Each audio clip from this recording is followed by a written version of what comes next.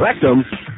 Sports Radio 560 WQAM Miami Fort Lauderdale presents the Neil Rogers Show. Right. To talk to Neil, call 567-0560, toll free for Dade and Broward, or pound 560 on your cell phone. The opinions of Neil, his guests, callers, or anyone else on the show do not necessarily reflect those of WQAM, Beasley Reed Acquisitions, or the Beasley Broadcast Group. Now, Neil Rogers on Sports Radio 560 QAM. Oh, Alonzo, you're so big.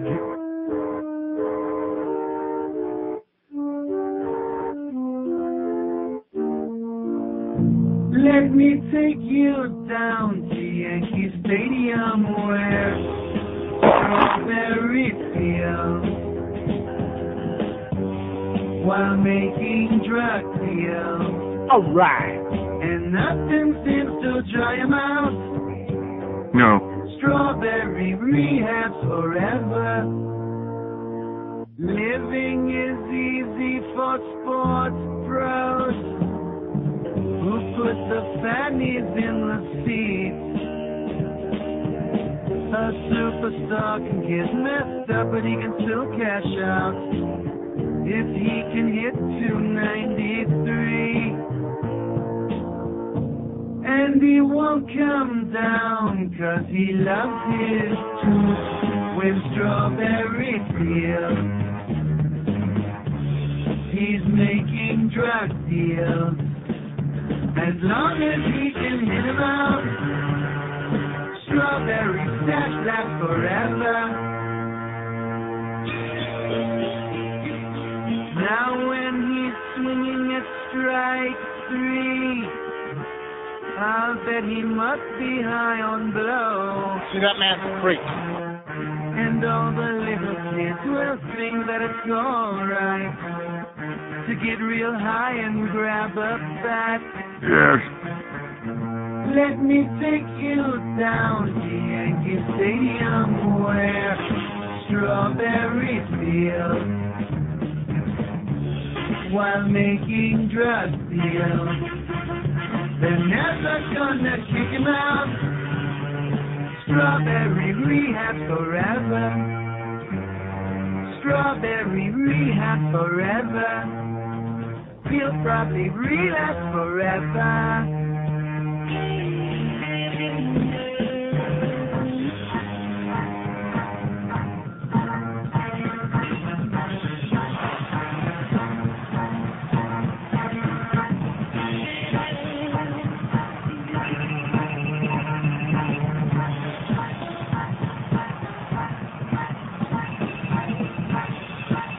Hello, Darryl Strawberry. Look, man, I told you they had to call me to the game. Hey, look, I probably ought to go to the fly ball something. All right, I'll call you later then.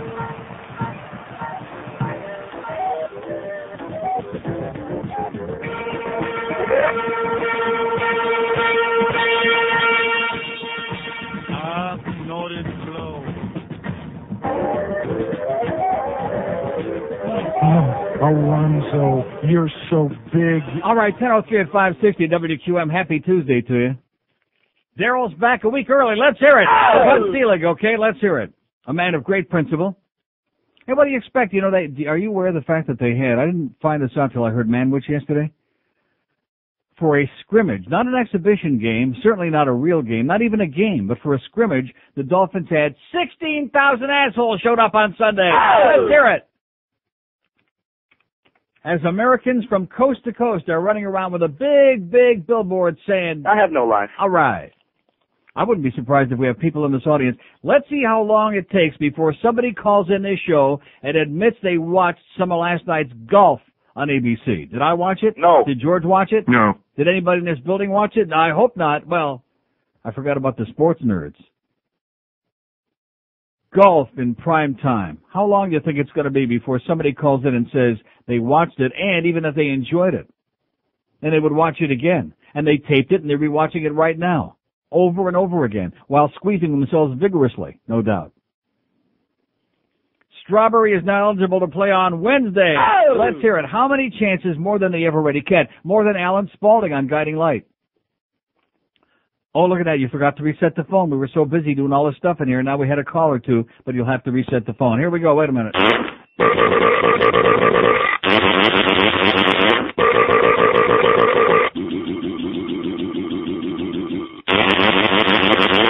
you'll have to call again. Sorry. Yeah, if we don't reset the phone every single day here, our cheap JCPenney equipment, I'm sorry, I apologize to JCPenney, our cheap Kresge's Woolworth dime store equipment doesn't work. See, I was going to grab it cold because it was the golf line. There's actually somebody on it. WQAM golf line, hello. I actually watched golf last night, and I enjoyed it. And I would watch it again. Oh, no, come on. I swear to you, I really would. No way. How could you possibly enjoy it? Look, can I ask you one thing? What did they do since there was a match tournament, only two guys? What did they do to fill in the time in between while they were sauntering up the course? There was some perspicacious analysis. Yeah. By former champion Curtis Strange. Oh, that's strange. Yeah. Yeah. You know what? It was quite boring between shots, but the golf was exciting. Right. If you're a golfer. Kind of like a porno movie. Boring between shots. Squirt, but made up for it. I enjoyed it. That's all I wanted to say. Congratulations, sir, to you for having the honesty to admit it. Thank you so very much. And for tracing the call. Okay, we'll see you. How do you like that? There's an honest man. He watched it. He enjoyed it. He liked it. Golf, too. What he's really trying to say is... I have no line. And TV's pretty boring. See, I hate to break the news to all you fanatics out there, all you militant fill-in-the-blank, whatever you are, you ethnics, but like I said a couple of weeks ago when they all brought this crap up about there's not enough black shows, Hispanic, we don't care. How about putting on a good show? Wow, what a concept. A show that might be entertaining, that somebody might enjoy. Oh, and by the way, that horrible movie that we talked about yesterday, which I'm sure we'll get more calls about today, just take it in money like hand over limp wrist. Only $50. Just unbelievable. Hype will do that. The Blair Witch, which one has Hype the Tony, whatever, project? The Puke Cam, which one's got the Tony? So evidently it goes to show you that hype really sells, because everybody I talked to, after the show yesterday, I spoke to 752 people, some just like in the elevator on the way downstairs, and they were like gagging. I just mentioned the movie, and they're puking all over their shoes. So we have a few people that watched the golf last night, and a few people that are all excited about Darryl Strawberry coming back, even though he's going to the minors first. There's one of them just walked in the door right now, a man with no principle whatsoever, Joe Costello, who's all excited that Darryl's coming back. Sterile Darryl. Although I notice he's not wearing his Yankee outfit today. Thank God for that. That would be a bad day to be wearing that thing today. On a disgraceful day in which Commissioner Bud Light, as Hank calls him, Bud Light, piece of turd, a turd with two legs. That's Bud Selig, a turd on two legs. Let's him come back a week early, and he'll report to AAA Columbus of the International League tomorrow, and ready to rock and roll. Then Joe Torre says it'll be about a week later, and they'll call him up, and there he'll be again, swatting there at Yankee Stadium. He'll be swatting it. Yeah, the nose, baby. Piece of scum. I mean, how many chances do you get, Steve Howe? And Hank is right. I heard him talking about that. That was a pressure thing, the union. Oh, yeah, that's right. You got to give him another 20 or 30 chances. You got to get him back in there. Okay, whatever you say. So I get a letter yesterday from the post office. See, this is probably of no interest to 99% of the people in the audience, but I really don't care because I'm looking for it's just easy, so I don't have to make a call out. It's easier to take calls coming in. No, and dear postal customer, this is about my. I have one of those Pitney Bowes postal meters, which is a lot easier with all the damn bills I have to pay and sending out 5, 6, 7,000 bills that I have to pay every month. So I like my postage meter. But nevertheless, our records indicate that postage meter number so-and-so is registered to you and is overdue for the required examination. Oh! Whoa! I may go to jail before this day is out. An annual meter examination by a postal employee is mandatory for meters that are set remotely via telephone. The purpose of the examination is to ensure that the meter is in satisfactory condition to protect your interest and that of the Postal Service in the event of a malfunction at your junction. The required exam is based on the anniversary date of the meter. Your meter was due for the annual exam June 25th, 1998. I'm over a year late, for Christ's sakes. Please take your meter in this letter to your nearest post office by August 11th, 1999 for the examination. And it's got a whole thing that they have to fill out here on the bottom. My answer is, no. I'm not taking, the whole purpose of getting that is so you don't have to go to the post office. Examine what? What are they going to examine? Rectum. Yeah, that's probably it. Probably you take your postage meter to the post office and the guy says, bend over, please. Yeah. Sticks his finger deep inside your rectum. Okay, you can take it back now. It looks okay to me.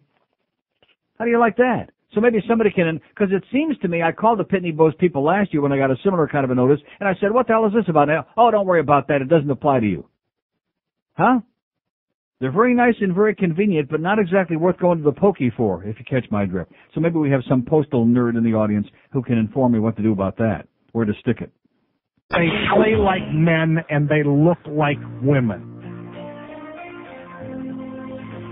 How young is too young?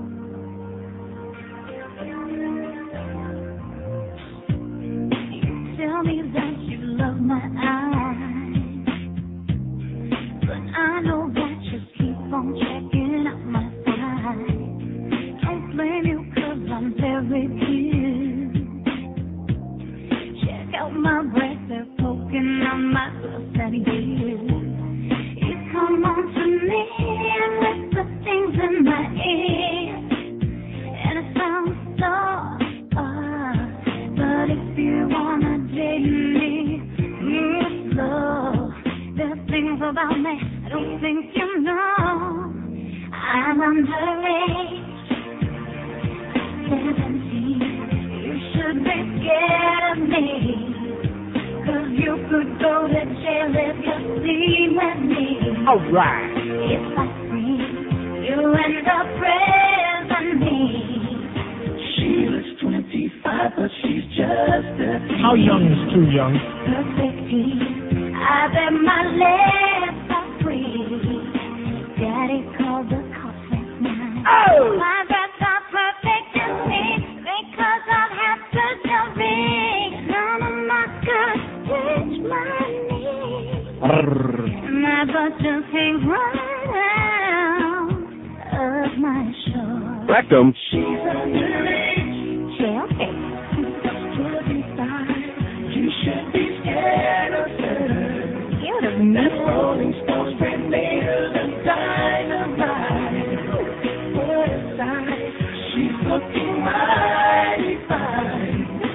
She looks 25, but she's just a teen. By the way, tell Boca Brian to stop wasting our fax paper. No, with this crap. don't rip that up. Why not? That. What? We need that. Well, why couldn't he have brought this here? He was just here yesterday. His thing wasn't working yesterday. His thing wasn't working yesterday. From what I hear, that wasn't the first day his thing wasn't working. In fact, I hear more days often than not, however that goes. So we aren't going to get any information from him about this postage meter pain in the ass thing, are we?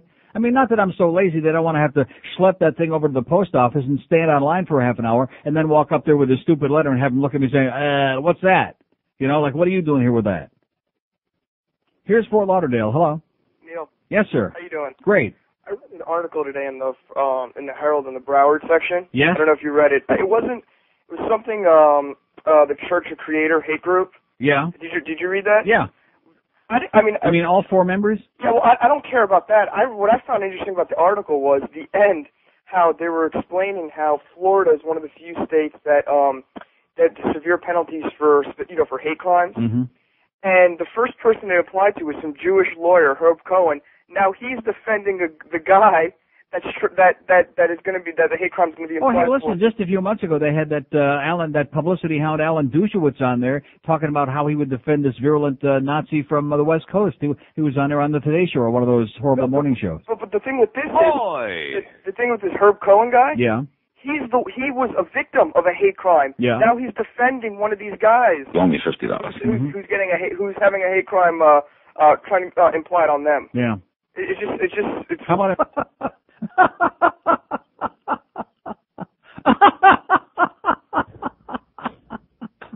Oh, that was great. Oh. Nice going, sir. And by the way, let me ask you something. How young is too young? Okay, 5670560, pound 560 on our mobile one line. They're starting up with this Shroud of Turin crap again. Oh yeah. Ancient pollen may link Shroud to Jesus. Anybody buying this? No. Oh yeah, they are. People that are just clinging, just looking for some evidence, some proof from like 8 million years ago, you know? And of course, we do realize the world is only 6,000 years old. We do understand that, don't we? Uh-huh. That's right. All that carbon dating crap, all this stuff about millions and billions of years, that's just another communist plot. Those Marxist, heathen, obnoxious bastards, like the one we're listening to right now. Just another commie pinko plot to try to throw us off the course to heaven. off the highway to heaven. Or off the stairway to heaven. And if I ever hear that again. So where am I going to find that bit? Maybe the audience knows the name of that thing, huh? It's worth a try. Huh? How do I describe it? It's a Frank Sinatra bit, and at the end he says, I'm checking out, and Nelson Riddle and his orchestra, where is Nelson? Nelson goes through, what's the name of that bit? We don't know. I looked through this whole damn thing. I know it's in there because I played it. Any other bit in the world I could find. I looked through every single other thing that's in here. We've only got 72,465 bits in the DCS computer over here. I know every single one of them. And that one that I'm looking for, George doesn't know it. I looked at him this morning. I said, what's the name of that? He went, like that. And so I proceeded to go through for like an hour and 15 minutes. I scrolled through the whole goddamn thing. Could I find it? No. How about the bit? Could I find that? No. No. Man. Desperate. Here's Coconut Creek. Hello. Hello? Yes, sir. What did that guy say? He said crap. Okay. I was just checking. Not on the air, though. I got, just so we're being honest here, I was flipping between golf and wrestling last night. Oh, great. So, I really have no life. Right. And which one was more entertaining? Wrestling. Oh, great. Well, here's another honest guy. That's two. Also, AOL is down to 90. Plunge your brains out. I see that, but you know something? When it was down to 98 a couple of days ago, I was thinking to myself, plunge your brains out, and then I saw this morning it was 92, and now it's down to 90, and I think I'll wait. You know what I'm saying? Yeah, wait till it gets down to maybe 40. 40 sounds good. Okay. Okay, yeah. Thanks. By the way, in CNF Transportation, on the roof, I think it's time to sell this afternoon. Sounds good to me. Not that anybody out there cares. I just mentioned that in passing. See, I'm one of these guys, I invest in a stock, and whatever I buy it at, let's say I buy it at 30. Then it goes immediately down to about 26, 27, then it goes down to like 24, and then I sit peeing in my pants every day, hoping it'll get close to 30 again, and then maybe even a little bit above it. And what'll happen, it'll get to like 31 or 2, and I'll sell it and think, wow, you know. And so I'll make about just enough to cover the transaction, and that's it. I got out, you know. That's my life with the stock market. 5670560, pound 560 on the mobile one line. So they don't know the name of the Frank Sinatra parody bit. They don't know that. Someone said come die with me, but that's not in here. It's not? No, that's not it. That's not it anyway. Is it? Come die with me. No. But nice try, though. Here's mobile in Fort Lauderdale. Hello. Hey, Pronto. Yes, sir. I have some info on your postage meter. You got a letter for inspection? Yes.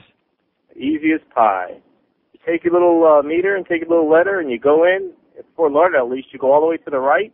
No waiting. They look at it, do the little calculation, stamp, out the door. Yeah. So in other words, I do have to take it in. Yeah. What a pain in the ass. It is. But why do they do that? So you're not cheating. So I'm not cheating on what? Tell me how I would cheat, and then I'll start.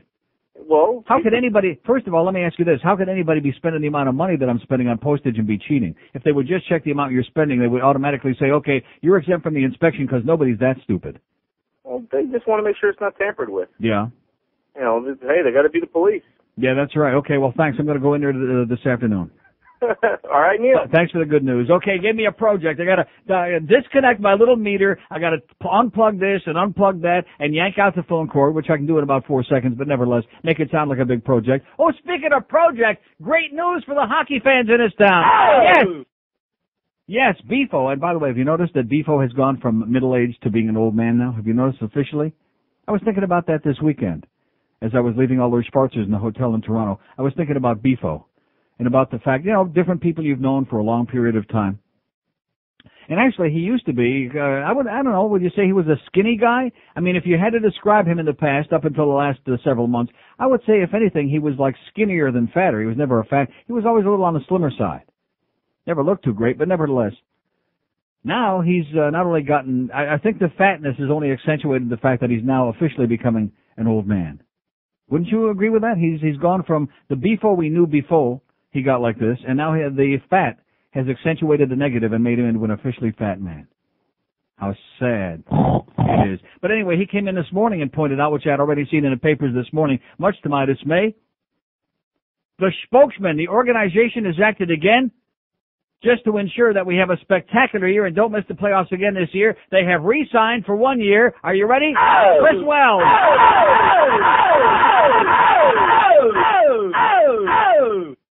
Yeah. Thank you. How do you like that? He's a project. Now, however much they're paying him, which I don't think it said in either article in the paper, however much they're paying him, that's like charity. People are starving on street corners. People are out there panhandling at intersections. Children are starving to death. And the organization is paying Chris Wells to come back for one more year, which may be good because that may help to seal the fate of the spokesman and his brother, the two partners in crime. Here's a mobile in Coral Springs. Hello. Neil. Yes, sir. Hey, I got a couple of things for you. Go right ahead. Listen, is that Sinatra thing that Sinead O'Connor parody? Shinehead O'Connor? Yeah, is that the one where, you said the tag at the end, it sounded like Sinead O'Connor? Sinead O'Connor. Is your nose stuffed up? Do you feel like the... No, that's not it. Okay. No, the Sinatra... He's singing, I'm checking out, and at the end he's saying, Nelson Riddle of his orchestra, where is Nelson? Nelson, and of course Nelson's dead, Oh, okay. Oh, never mind. UPS. Yes. Went to UPS, had the package beautifully wrapped. Right. I put it on the counter. Can I say bitch? Yes. The bitch slices the package open, shoves her hand up the package, okay? She shoved her feeling hand around in there. All my peanuts fall out. And I'm saying, what is going on here? She says, if you don't like it, go to the post office. What does that mean? She said, we have to inspect all the packages now. Yeah. I said, hey, I got private stuff I would have in pulled there. my peanuts right out and said, inspect this. That was really, really upsetting. Neil, sofa king, please. Okay. Bye. See ya. Yeah, small peanuts. Or like Frankie Patangeli, small potatoes. And wasn't Lee Strasberg played Hyman Roth in that movie, Meyer Lansky? And Lee Strasberg had, dead by the way, had a school of acting, which you could have fooled me. He must have been kind of like the Tommy Kramer of the acting industry. Did a good job acting sick. Oh, he really was? Huh? No, he was terrible. In fact, in Godfather 1 and 2 of all the acting performances, most of which were brilliant, I would say that his was the worst, Lee Strasberg. I didn't ask. The hotel's here. Michael. I didn't ask questions then. Mo Green. Only in the Banana Republic, baby. Only in Miami. Listen to me. This is Stan Feinstein for Sofa King, you understand? Where everything is held to the high Sofa King standards. The selection isn't just huge, it's Sofa King huge. Believe me, you'll never shop anywhere else. And Sofa King's prices aren't just low, they're Sofa King low. You'll never find them anywhere else. Listen to me. When I say Sofa King has a beautiful store, I mean Sofa King beautiful. When I say the staff is helpful, I mean Sofa King helpful. Listen to me. Get to know the Sofa King and enjoy a selection that's Sofa King huge. A staff that's Sofa King courteous and prices that are Sofa King low. You'll never shop anywhere else. But don't take it from me. Take it from satisfied customer Frank N. Stein. Sofa King, good. You said it, Frankie. Sofa King, good. You said it. 10:30 at 560 WQM. So anyway, Rich Pachter calls in to bring to our attention, which I already saw, Rich. I do read my newspapers, both of them in the morning. And luckily, they're both so bad, it only takes about 10 minutes to read them both from cover to cover, in between all the ads. Stephanie Loudis, who writes a half-assed TV and, I don't know what this thing is, this column that she writes. They don't write radio. They still haven't discovered that alleged fine from the FCC, have they? No. For this show and this station? No. No, and they still haven't discovered that the spring rating book came out and we did great? No. No. That's because Jick is still in Pasadena. What a horse and buggy town this is, baby. So Stephanie writes, before we even get to Juan Carlos Kotex, she writes, Power 96's radio's Bo Griffin, who occasionally files entertainment stories for NBC6, is in a news segment on Whammy, Channel 69, the Times news show, talking to couples about their love lives. How do you like that? Whammy! God, it sucks. The Bo Knows segment is on Wednesdays during the 7 and 10 p.m. newscast. Of course, it won't be on too long because the newscast and the sports show are all going off, we understand anyway, and they're going to all syndicated crap on Whammy. Because Maddie Elesham left behind a great legacy there, if you know what we're saying. Yeah, they're all going on.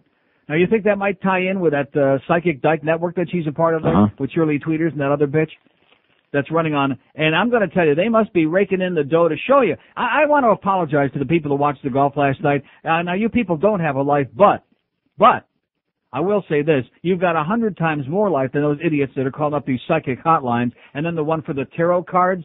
And you know something, the saddest part of it is, who watches Much Music, MTV, 1 and 2, and VH1? Young people watch those networks, right? Those channels. And every commercial break, there's at least one spot for either Schvo Griffin and the Psychic Dyke Hotline or the tarot card bitch.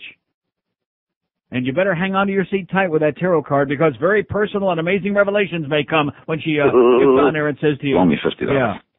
And there are millions of people. It's like when I used to do shows with psychics back in those horrible, and I want to apologize, by the way. It's never too late to say you're sorry.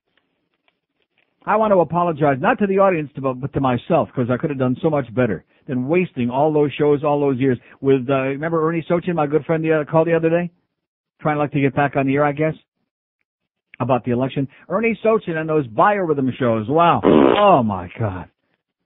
How could that be of any interest to anybody else? As soon as the person who called, the phones were jammed, but as soon as the person who called got their reading, so to speak, they're gone. Oh, yeah, I'm going to go out tomorrow and get laid. All right. And that's the end of that.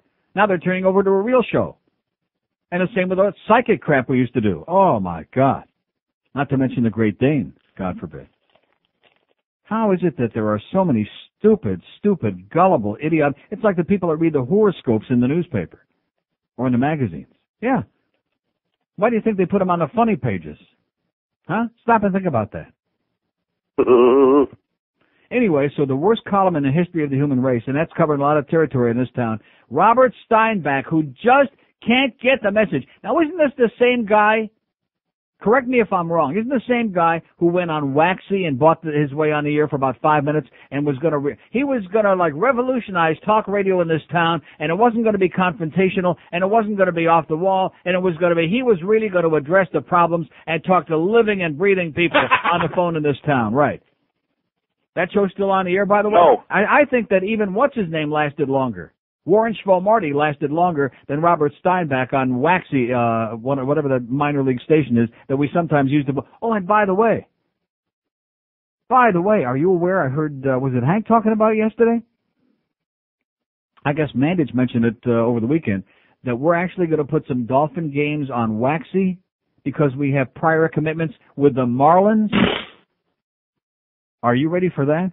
The only one of the sports enterprises on this radio station that we might make some money off of and anybody might possibly listen to that could possibly be worthwhile, the Dolphins.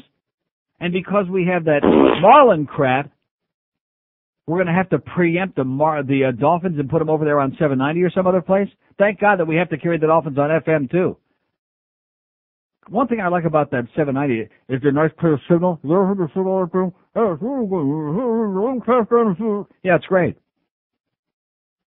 It's unconscionable. It's unbelievable. It's just like in the spring we had Panther, back when the Panthers were playing in the playoffs, which wasn't lately, but I can remember they had Panther playoff games on Waxy while this station was running crappy Marlin games. Nice going, Greg. See, this is what happens when your plate gets too full. Even if it's good food that you're putting on your plate, when it gets too full, it starts spilling off the edges. It makes a mess. It's all over your nice pants or Ivy League suit or your dress or whatever you're wearing or your legs. And it creates a mess instead of being palatable and delicious and wonderful. And that's the problem with Greg Reed's sports plate. It's running over, and most of it, by the way, isn't delicious or wonderful or sensational or appetizing or successful or making money. Speaking of making money, before I get to Robert Steinbach's worst column in history, so Screwan comes in this morning. Just coincidentally, after yesterday I bitched her and that whole sales staff out about being bogus with the copy, and they are. I mean, they're unconscionable what they do. There's just no concern here until I get, the only time there's ever response, and you're witness to this, is when I get on here and scream about it. Then all of a sudden they start running up here and she shows up with that look on her puss. And she brings in a folder. Oh, here's some client feedback sheets, Neil. You know. So I'm looking through these client feedback sheets, which all of the clients seem to be getting pretty good results, except the ones that Todd Dreck has got. They all renewed, but they'd like to get more response. He can never say anything good. It's always got to be like, well, they renewed for another 3 months, but they'd like to get some more response. That's Todd Dreck. Because let's face it, I'm a failure. He's a success. Now, how would you like his home phone number? So anyway, the point I'm getting to is that in the middle of this folder, this is better than the Tom Green when he was going to give what's his name? Glenn Humplick. He was going to give Humplick's phone number. He was doing it like one number at a time until he came into the studio live. Here's the list of all the sales holes from WQAM, their home phone numbers, their cell phone numbers, their pagers, their addresses, their shoe size, their penis size, which I noticed, by the way, next to Todd Dreck, there's a blank next to that one. I'm sending that to the World Church of Hate. All right. Look Just at that this. one address. Isn't this great? Here's Adam Silverstein first on the list. And it's interesting. How is this? Is this supposed to be alphabetized? By the first name, I guess. Nice going, Screw Ann. You're even dumber than I thought you were, sweetheart. Yeah, she's got it alphabetized, but like the Adams are first. Brian Schutz is third. It's by the first name she's got it alphabetized, not by the last name, which is, anybody ever see a list like that? No. No. So if anybody wants one of our sales holes phone numbers, and guess who else is even on here? Roy! Woo! So if you want to borrow that big black instrument, the one that's not connected, we'll give you his phone number and call up. Roy! And maybe he'll loan it to you, and the dildo too. This is great. I'm not letting go of this, by the way. This is in there as a mistake. I'm not letting go. She'll have to make her own copy. I'm not giving that up for love or money. So let's see. Let's give the first number of Todd Dreck's phone number, huh? His home number, the first number is 9. All right. Yeah. That's 954, by the way. 9. Or as Robert Grimm, the Grim Reaper would say, 9. Oh.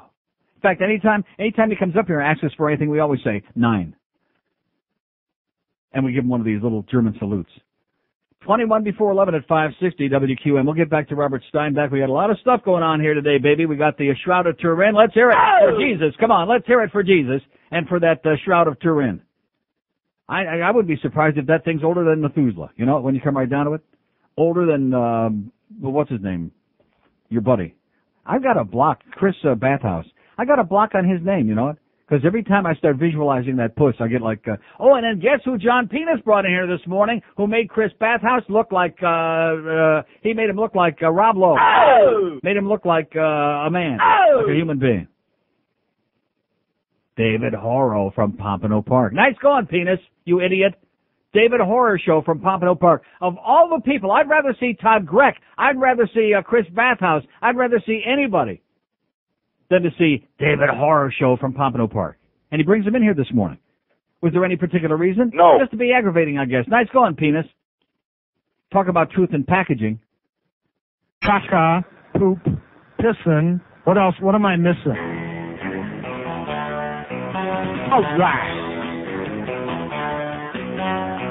I've got my reasons, and I could come pulling down.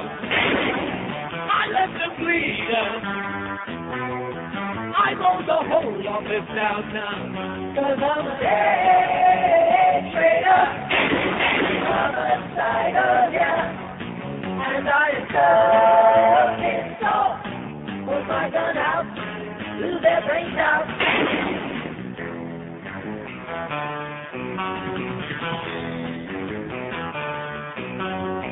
I'm a good Christian. I hope that me away. God is forgiven. So is the SRA. Cause I'm a trader. All right. I'm a cider, yeah. And I am it so. Put my gun out, do their brains out.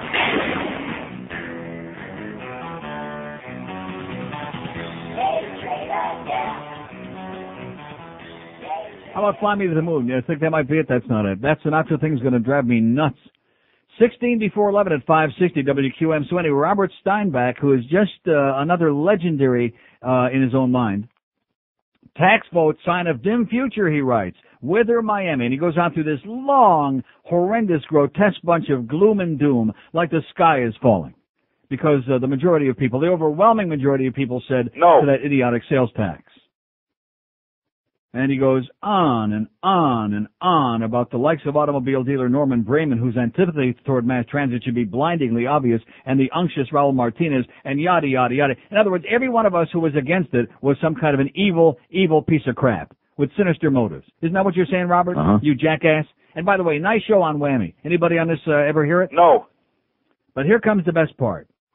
Residents distrust the media. People often complain about, and of course this is in the Herald, often complain about the Herald's diabolical attempts to control local issues, but the paper's backing of the penny tax only demonstrates how powerless it is to sway public opinion. Yeah. Right!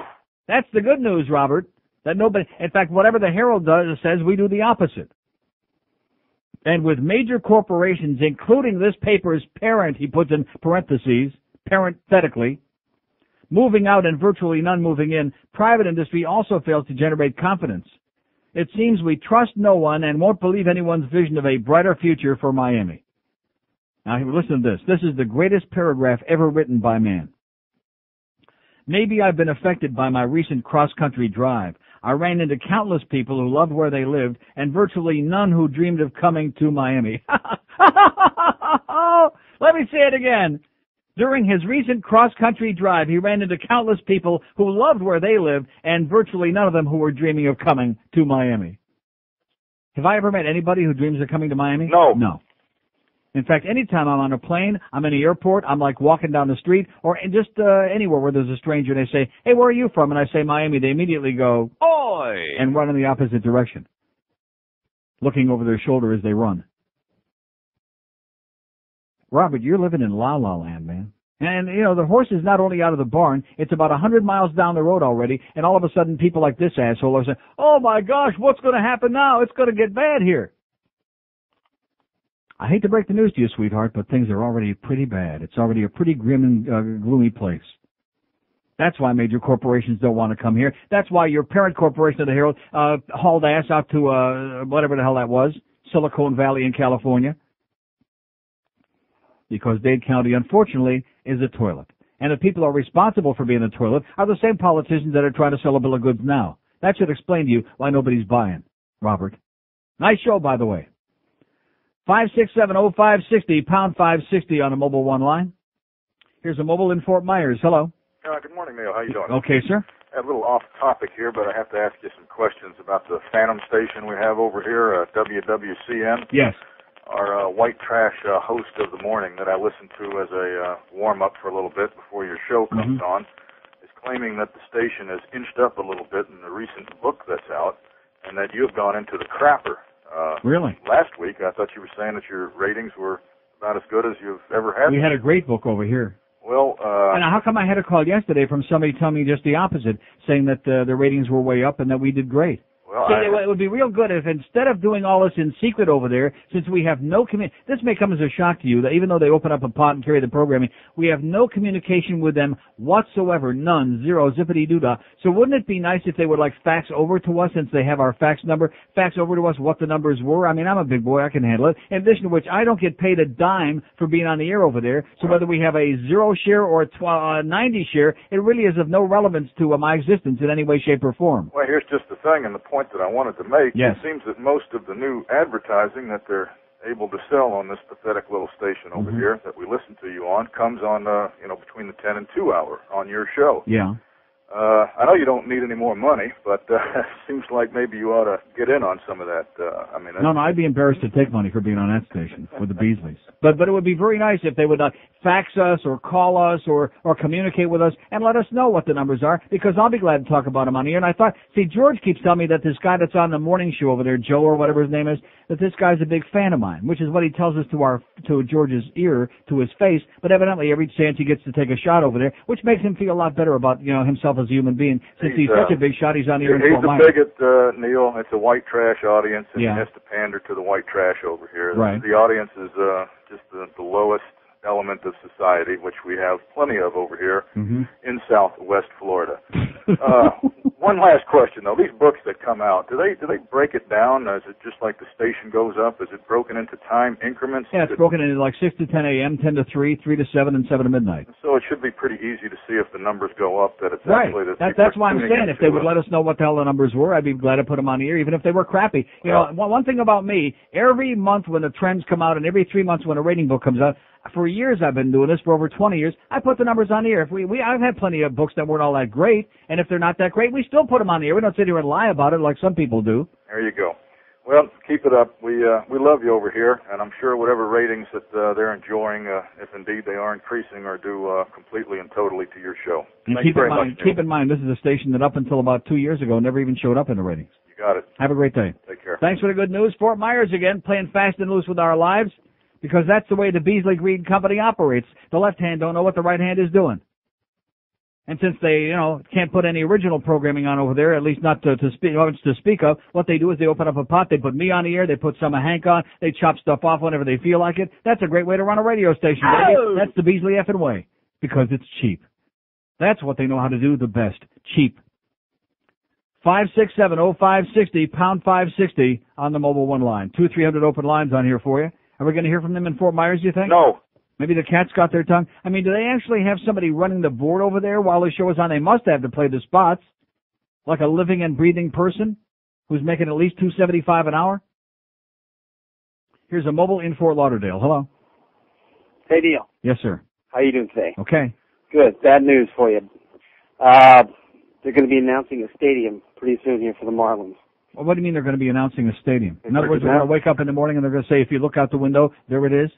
Yeah, well, I guess John Henry's going to foot some of the bill, and then he's going to get corporate sponsors, and it's going to be built in downtown Fort Lauderdale. Well, why is that bad news? If he wants to pay for it, I couldn't care less, except that it's going to jam up traffic and nobody's going to be able to get there. Exactly, but I mean, it's no longer, I guess, maybe a taxpayer's burden anymore. But I guess it's bad news because there's going to be more baseball on the radio. That's all. Yeah. Oh, by the way, next Wednesday we got a 1:00 game. The Giants will be here next Wednesday. Mark it on your calendar. We get out here at 12:30. Hey, can I get a request in? Yes, sir. For the prison bitch. Okay. Thanks. Have a great day. I'll think about it. It's getting ponderous. 567, just like sitting here looking at an almost empty board, is getting ponderous too. I'll tell you that. It's getting really frickin' ponderous. 567-0560, pound 560 on the mobile one line.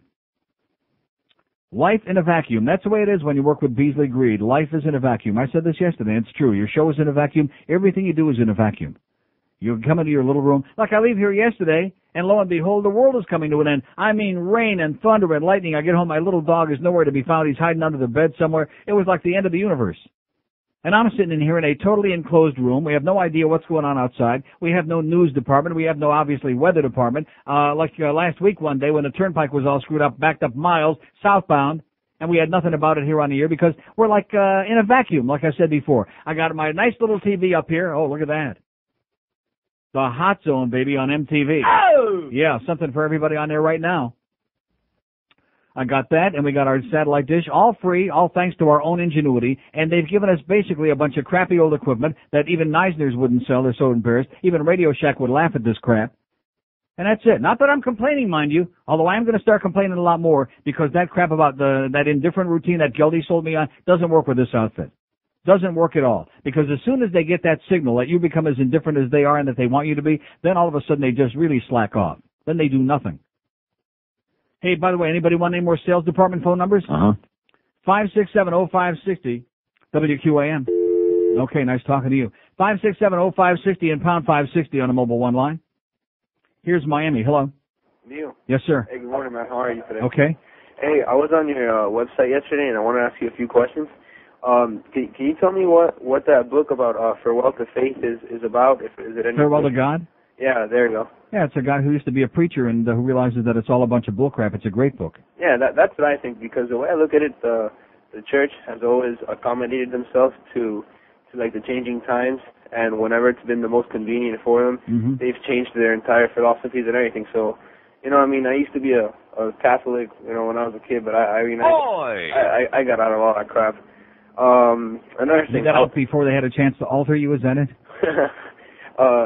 Yeah, and also I was looking at your contract. I saw you had 3 years left. What are you gonna do after 3 years? You're gonna leave, or are you gonna renew it, or what? No, I'm getting out of here, man. Oh yeah, I'm moving to Europe. I'm going where the people are a little more civilized. You should go don't go to a place like London where they'll charge you to go to the bathroom and crap like that in the department stores. Hey, I like crapping in the department store for free myself.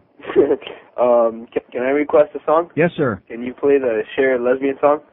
The what? The Cher Do You Believe in Lesbian song? Okay. All right. Hey, thanks a lot, man. And have a great day. Care. What is that called, by the way, the Cher lesbian thing? Do you believe in, what is that called? I can't believe she's a, what is that called, George? George is on the phone with somebody. I have no idea. With Fort Myers.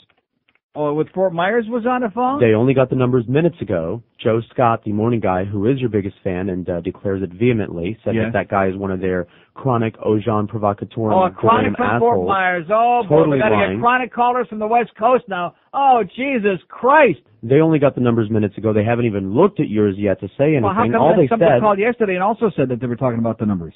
They were mistaken. But Yes. you'll be getting them shortly. Yeah. And? So there you go. And we don't know the only mention that they made about you is that let's see what Neil's numbers look like when they come in. But Joe Scott of the Joe Show in the morning is your biggest, fattest fan. Okay. That's for you, Joe. Although I usually don't kiss on the first date. What the hell is that Cher thing called? I can't believe she's a lesbian that this guy wants to hear. What is that called? She's a lesbian. That's not what it's called. She's a lesbian? No, it's not called that. Oh, yeah, it is. Okay, it's coming up in a minute. Well, we got to do the break first, then we'll play it. Because he sounded like a living and breathing person under the age of 100, which is what we're looking for here on this radio station. And there's an envelope for George. I wonder what's in it. Oh, my God, look at that. It was not good enough that George the other day finally got his check for that first appearance he made where 2 people showed up. Oh, I'm sorry, where nobody showed up. Yeah, why should you get paid for an appearance where nobody shows up, by the way, Mr. Hotshot? What the hell's that all about? So, a couple people showed, 3 people, but I got paid. Good. Let's hear it. George finally got paid for that appearance 6 months ago. Oh! And if he's smart, he'll be doing a lot more appearances that Fat Boy sets up, if you ask me, before he goes off to Radio Amor. And how come Fat Boy never got us any more ratings numbers? Probably because Maddie beat him by a mile. 5670560, pound 560 on the AT&T line. It's All Request Tuesday. We're trying to make it desperately this next month through the month of August. Can we do it, you think? No. When you're looking to put something new on your feed, am I doing the right spot, by the way? Oh, no! This is the John Penis's fault, by the way. He stuck a Brandy's copy in Lou Backroad folder.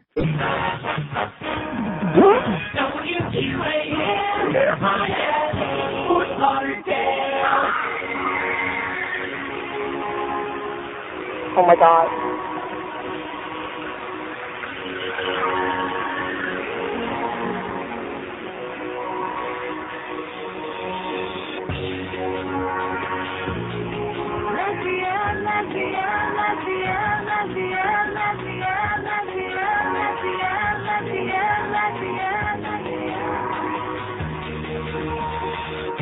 No matter how hard I try, can't get her to date a guy. That's just how it is.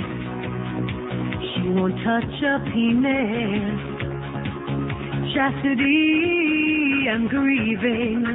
It's so hard in believing, 'cause it's really lots of fun to date a guy who's really hung. Oh, I can't believe she's a lesbian.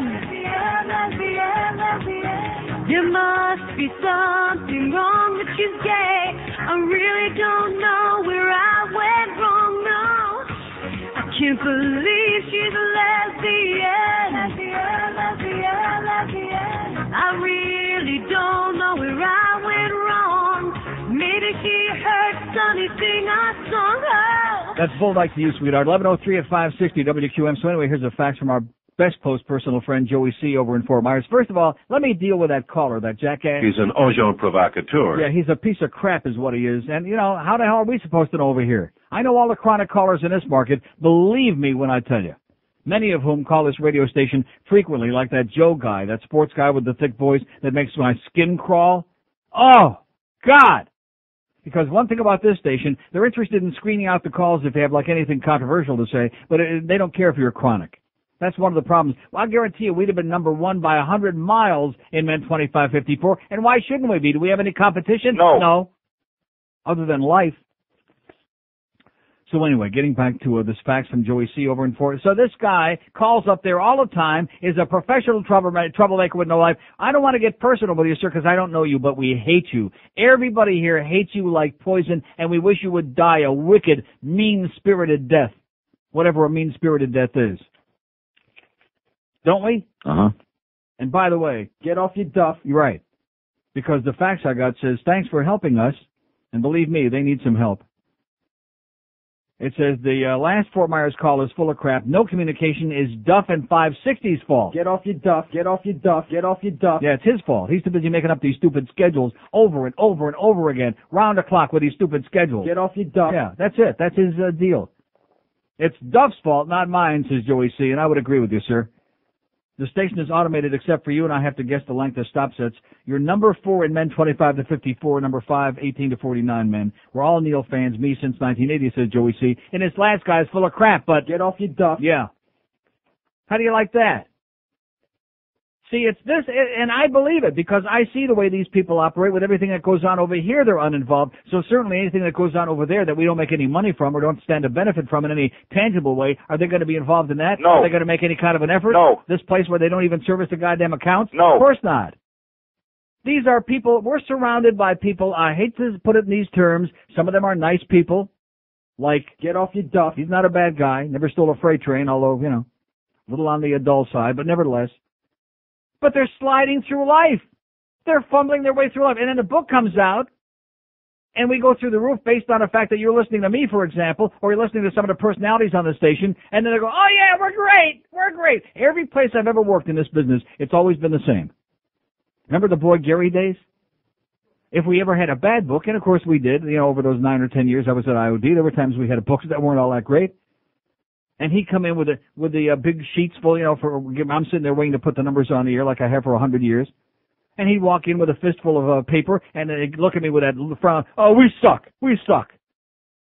And every time he would say that, I would say, no, you suck. You know what I'm saying? Yeah, I think the Humper might agree with that guy sucked. That was fun. Yeah. Boy, do they hate each other or what? Like poison. And even though Hank is full of crap and he tells you about all the money he wins at the track, how come we never hear Hank and Ed Kaplan telling about all the, when they lose their ass at the track, only about all the cashing? But nevertheless, he was sure right on target when it come to Boy Gary. Oh! Nice going, Humper. God, was he a jackass. We suck. And then if we have a good book, we're great, we're number 1, yeah, we. Like, what time is your show on, you asshole? Boy Gary and Steve Nickel. And by the way, get off your duff. Yeah, get with it, okay? Well, how much would it cost to make a call to Fort Myers? Well, that's right, more than we can afford. Probably more than they paid for that damn plyboard desk that he's got sitting there. Oh, I'm sorry, it's that paste. What do they call that stuff? Particle board. That's what I'm looking for. Particle board. That's what his desk is made of. Particle board. Sitting in there like in a high chair. This is the program director. And guess what? Sam the Sham, who must be on vacation or something or out getting laid, he's got an office 55 times the size of the so-called program director's office, you know? Get off your duff. Maybe that's why he doesn't want to get off his duff. Maybe that's why he does the minimum possible to slide his way through life.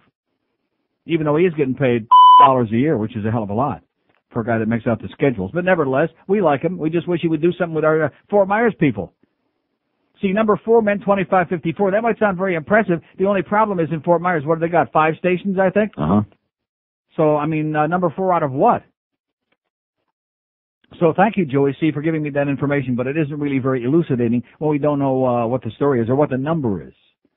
Do you follow what I'm saying? In other words, the top 3 stations might have like 15 shares, and we might be number 4 with the 0.2 or something like that. So just knowing what number we are, it may sound, we're not looking to have our ass licked, okay? We're not looking to be licked all over. We had enough of here the last week with the great numbers. Get off your duff. Over here, which are the ones that count. We're just looking for a little truth in packaging. Is there anybody listening over there except that crusty old fart who we all hate like poison and wish would die before noon today? I'm calling my close personal friend Mickey Dane, since I'm such a believer in psychics, and going to have her put a curse on that guy. We don't even know his name yet. We'll find out. We'll come and get you, pal, you piece of crap. You old, disgusting, foul. Have you ever, like, sat in a restaurant down here, and you see the old people sitting, like, way in the back, thank God, and you hear, you know what I call it? I call it the death rattle. It's the South Florida death rattle. When they start that hacking cough, and you can just feel it. The pounds and pounds of phlegm, the gallons of phlegm just come puking up from 50, 60, 70 years ago, puking up through their system. And you have to be treated right in the middle of a nice dinner to listening to it. Like that. The death rattle. And, sir, I hope they rattle your cage and you get it before the day is out, you jackass that called us before. Like I've told you before, haven't I told you this for 100 years? The chronic callers, they're all mentally ill. Haven't I told you that, George? Yes. And it took you a while, but you finally found out that I was absolutely correct. Not to mention anybody in particular, like Greg or Andy or Mitch from the video joint. Chronically twisted. Yeah, exactly. They make Chris Bathhouse look like a normal, and they make David, what's his name, Horror Show look like a real guy. And that's Don't forget Woody. Oh yeah, and Woody. Not Woody Graber. We're talking Woody from Hollywood that is also known as Steve when he calls the sports shows. Another chronic regular caller on the station, but of course the people here that work here, they're oblivious.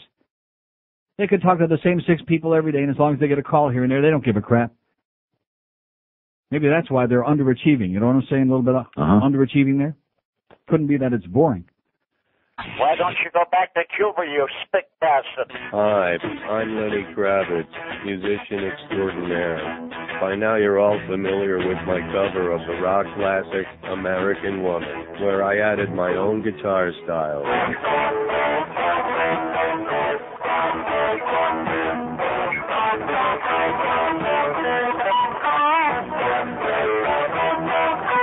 You liked it so much, I decided to cover other rock classics, like Smoke on the Water.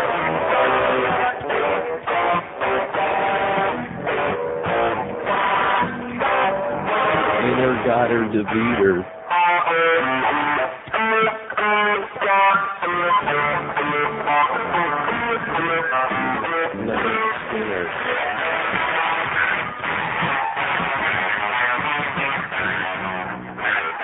Dirty Water.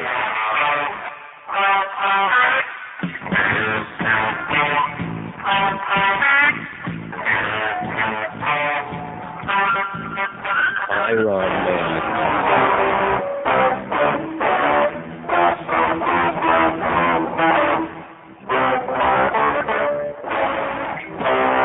AC/DC.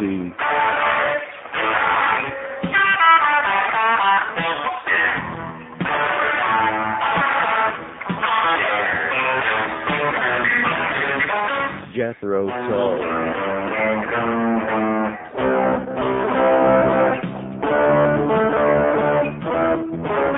Lenny Kravitz covers rock classics. Now available, and for a limited time only, send in your proof of purchase for a chance to win an M&E guitar just like the one I play. Tag on down to wherever CDs are sold to get Lenny Kravitz covers rock classics. All right. Okay, 11:16 at 560 WQAM. We got the Hank Goldberg Show at 2. We got, oh no. Gee, we're going along so well. We had mandates for 4 solid hours last night. Even I listened a little bit in the car. Tonight we got Donnie baseball at 6, and then the pregame show at 6:30. The Phillies here in town with the Marlins. We got more Marlin crap back on. That's our poll question. Which would you rather hear? Jim Mandich for 4 hours? Yeah. Or a stupid Marlin game? Is that a tough question? No. Oh, how sad. How sad. 5670560, pound 560 on the AT&T wireless line. Here's Pembroke Pines. Hello. Hello, Neil. Yes. Neil, I wasn't in town. I just wanted to know if you sounds like STEM to me. I was wanting to know if you enjoyed the food my brother brought you a few weeks back. Oh, it's not STEM. You sound just like my old friend Metz, a STEM. No. But, the food your brother brought us, what was that? Your friend Danny from Mayday. Maydays? Maydays? Yeah. Jalapeno poppers. Oh, that was great. Yeah, our good, close, best personal friend Danny. How could I forget him? Right. Yeah, the one that brings me those stats at the Panther games. Yeah, did you enjoy it? In fact, he'll be bringing me a lot of those Chris Wells goals this year during the Panther games. Yeah, it was great. They let Chris Wells on the ice now? Yeah, they actually signed him for another year because they just want to keep slapping us in the face with him. He's like a weapon. Good Lord. Yeah. Actually, I think he's playing for other teams now. He's just in a... No, he's just going to ride the bench. Like, now he's going to be sitting in the crowd in a suit. He looks good. He sits big in the stands in a suit. Well, may I call someone a douchebag, Neil? Yes, sir. John Roberts, you're a douchebag. Okay, and tell Danny we love him. All right. Okay, see you. 5670560. What are we going to eat today, by the way, huh? Since my blood sugar was 79 this morning. Oh! Nice going, Neil. Well, that's because I had to take an extra pill last night. Because somebody brought home ice cream and it wasn't even Ben & Jerry's. I don't want to mention that was Godiva. That would be bad to mention that. It was okay. It wasn't Ben & Jerry's, though. You know, I'm sitting here all day and I'm looking for that goddamn song. Why? I don't know. Well, because I want to find that one line, but that's not the most important part. It's one of those things that you become stubborn and obstinate when you can't find something, you keep looking for it. By the way, KJ, it's not Strange Things in My Box. I listened to it again. Definitely not that. No. No, but it might be that tune. I think it's that tune. The smoke gets in your eyes. I think. Smoke gets in your eyes. But obviously a parody of that. He didn't do Smoke Gets in Your Eyes. That's not one of his songs. No, it's got nothing to do with anything like that. He says, "I'm checking out, baby," and then Nelson Riddle and his orchestra. Where's Nelson? Nelson's dead.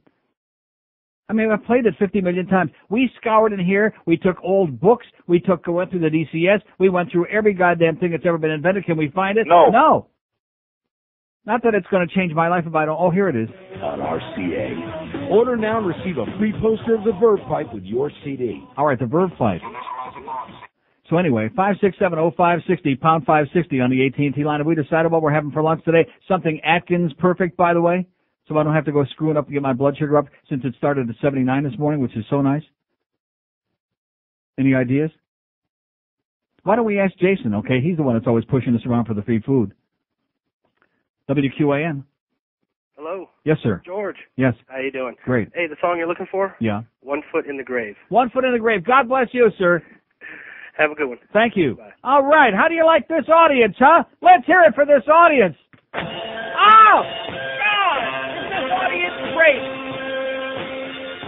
How do you like that? Angels in the Night. That's right. Yeah. We still would never have got it, would we? No. 1 foot in the grave. Excellent. They say that I have no chance to be saved. Yes.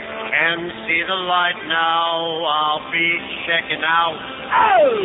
Before the night is through. The chairman of the board, I was imposing. Very soon I'll be decomposing Sammy and Dino. Soon I will be with you. Cuckoo, baby. 1 foot in that grave. Someone call Barbara. I've got 1 foot in the grave. All right. People are surprised that I am still alive. Didn't die in 95. I don't think I'll sing today. My life is fading far away. Woo! Made it through the night.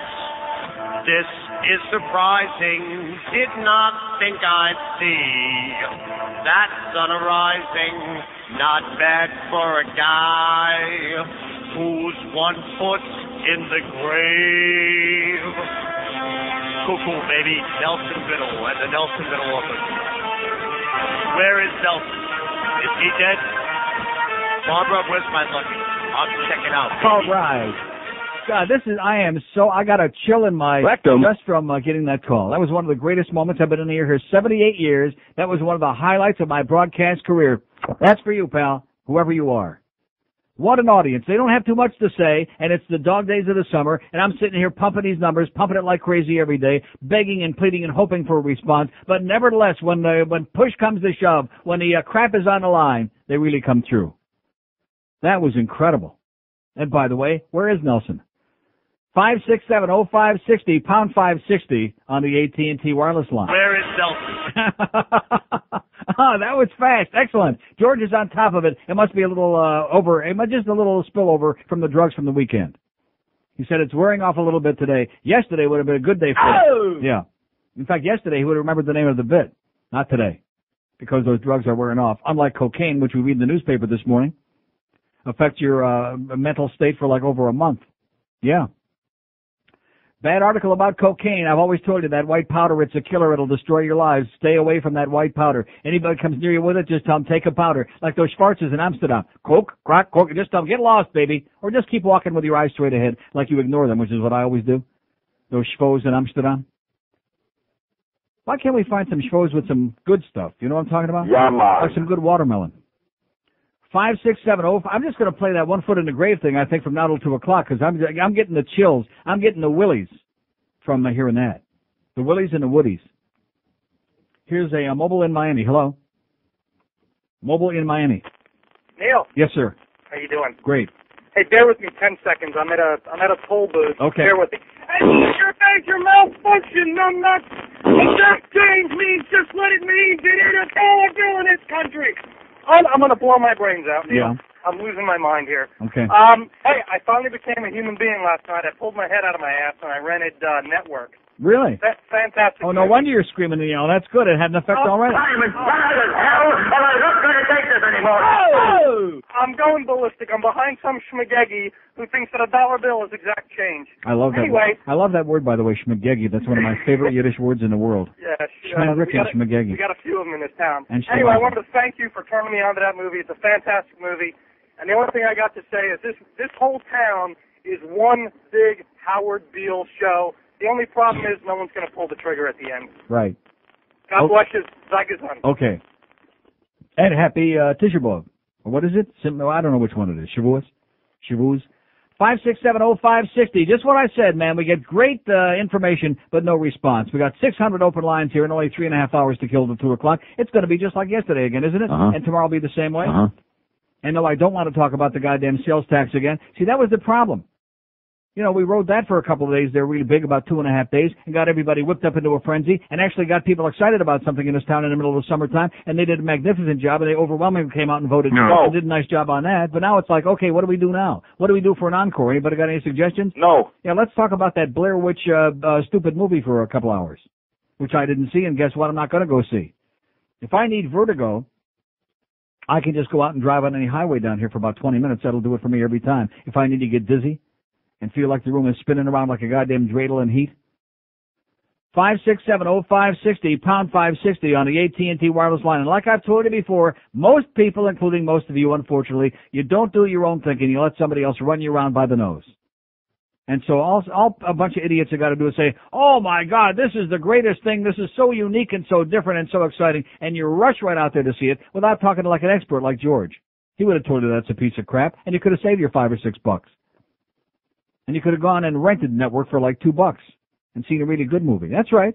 Or Godfather Parts 1 through 100. And whatever you do, JP, don't ever give an order like that again. Here's a mobile in Miami. Hello. Hey, Neil. Yes, sir. That one movie, Eyes Wide Open or something? Yeah.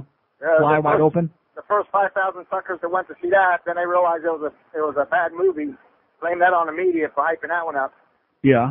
Listen, have you been out to Chrome Avenue? I just drove by the Chrome Detention Center, the entrance. They got like a big tent out here with people that, like, I guess are just dying. They're not eating or something. Have you seen that? No. I'll go out there right after the show, though. There's like a tent, and I guess right after we have our free lunch. They're starving themselves. They're doing a hunger strike? Yeah, and they got signs all up, and then it's just people sitting there watching them die. I mean, it's like the weirdest thing I've ever seen. Great. And also, have you been to this Miccosukee gambling thing out here? Have you seen that thing they put up? No. It's huge. It's about 30 stories. It's a big hotel and casino. I know. And I was just wondering, like, what the odds are, and are they regulated like, say, Vegas would be? Or is it just a big ripoff? What do you mean by that? No, I mean, like... No, you can go out there and win just like in Hollywood. It is so huge. Yeah. Well, take a ride out here. You'll be amazed at this big building they put up out here. Okay, I'm coming right out. Okay. See ya. Now I got to go to Hollywood first because that's our fine sponsor. Oh, and by the way, the good news is because they dropped out on TRL for one day. They got beat out for number one on TRL a couple of days ago. You know what the number one was, don't you? Limp Wrist Biscuit, your favorite, which is a real piece of crap. One of the worst pieces of turd I have ever heard in my life. But what was number one again last night? You know it's going to be number one today because it's the last day. Do we have any idea how long they let the song stay on before they move them out? They retire them? Today is the retirement day for it. For this. And by the way, to show you the impact the Backstreet Boys have made, even on the Guiding Light yesterday, one of the world's great shows, and they brought the real Harley back just in time to deliver the baby while Alan is recovering from his 18th heart attack, and they get his heart beating again for the 19th time. And they bring the original Harley back, and she has a little boy. And so her stepdaughter walks in and says, have you decided on a name yet? And she said, no. And the stepdaughter says, how about Howie or AJ or Nick? That's right. And Harley says, no Backstreet Boys names, please. And everybody goes, yeah. So anyway, be that as it may. Oh, I was going to play this. Back to the phones we go. Luigi's on the phone with Brian Roberts. Yeah, I want to know what's going on. How come Chris and Randy are interviewing you instead of the first team? I mean, what's going on here? What are you guys trying to sugarcoat something here? What's the deal? You can't take tough questions? What's going on? Luigi, you were able to call in, weren't you? Yeah. Well, then, what are you worried about? I'm worried about because it's unfair. What you guys doing over there? What do you have any questions? Do you have any questions for the coach, Luigi? Luigi, you got any questions for the coach? Yeah, I got a question for him. Well, then why don't you ask the question and not worry about whether Jeff and Joe are asking the question? You got a question, ask it. The question is, when is he gonna get fired? Out of here. He's boring. It sucks. Yeah, soon, I think. Chris Wells gets signed again for one more year. Oh, Let's hear it. Too bad our close personal friend Andy couldn't have been here at least long enough to see Chris Wells getting signed again. He would have gone and had a couple of more beers. We met you, Andy, already. That was the good Andy as opposed to the evil Andy. 5670560, pound 560 on the AT&T wireless line. Here's Fort Lauderdale. Hello. Speaking of, it's me, Andy. How are you? Oh, yeah, great. How do you like that? And I will actually leave it on the air just to show you how psychic I am and what an absolute unbelievable asshole this punk is. Are you ready for that? I was in such a good mood after that guy called before and gave me that Sinatra bit. And speaking of 1 foot in the grave, Andy, isn't that interesting that you should just happen to call? You hope maybe there's a coincidence there? More than just a coincidence? In fact, 2 feet in the grave sounds real good. In fact, let's get a package deal. The guy from Fort Myers and Andy from Hollywood. Yeah, a twofer. 2 for the price of none. Have we decided on lunch yet, by the way, although I almost lost my appetite just now? I'm waiting for a callback from Maydays. Hearing that disgusting, obnoxious, ubiquitous voice. What?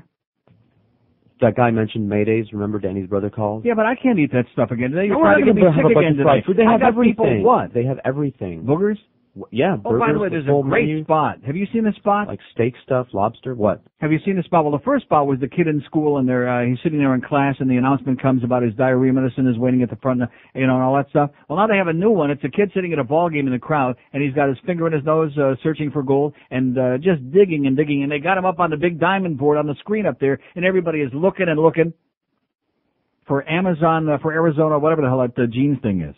Nice going, baby. Pick the winner. WQAM, George is ordering lunch. Hello. Okay, nice hearing from you. See, every single time, I would say 99 times out of 100 when that happens, you notice how they vanish? Because it's usually some asshole.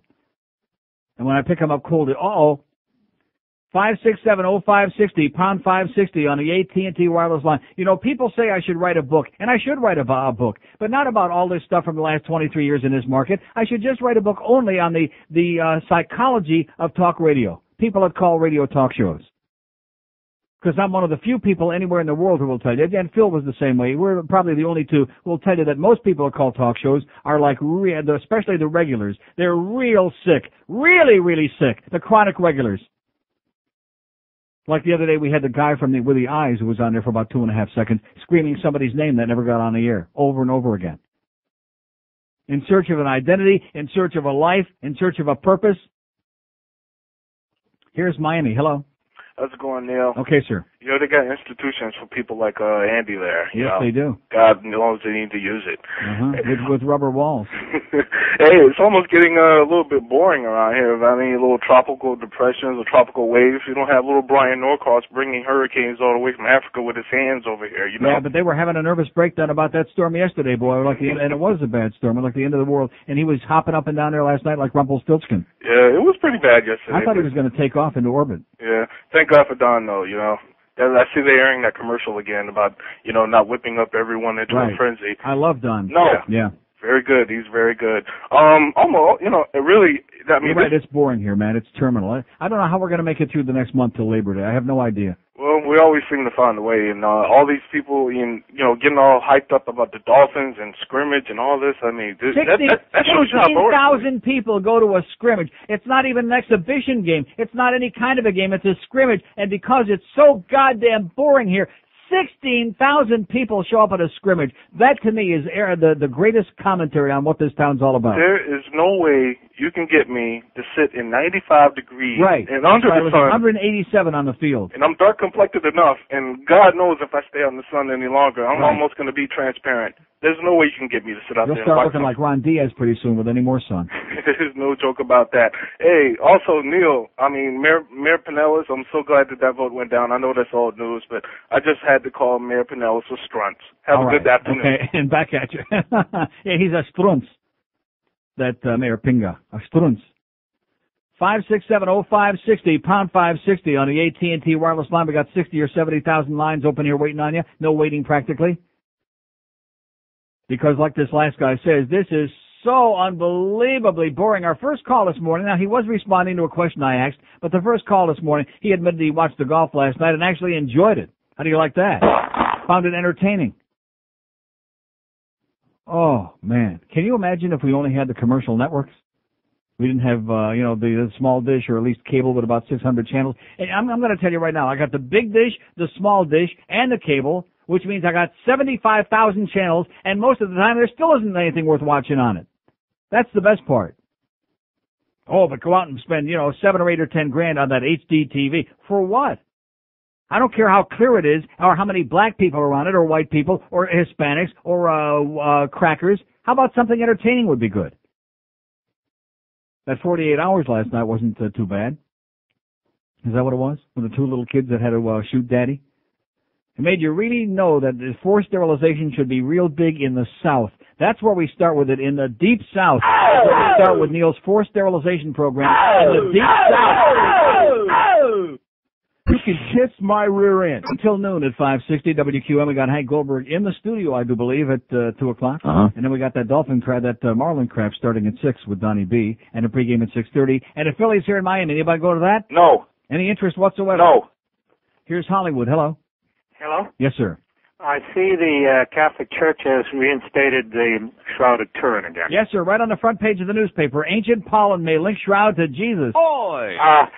About 5 years ago, Oxford, Cambridge, the University of Chicago, MIT, and Caltech all proved that MIT, where those kids are getting killed from drinking too much in the fraternities, yes? And the DNA all indicated it's 600 plus or minus 10 years. That's the age of the cloth. Years old. Years old, right. Yes. So therefore, it cannot be the shroud that covered Isus. Yoshki, yeah. Yeah, and so they will not accept the facts.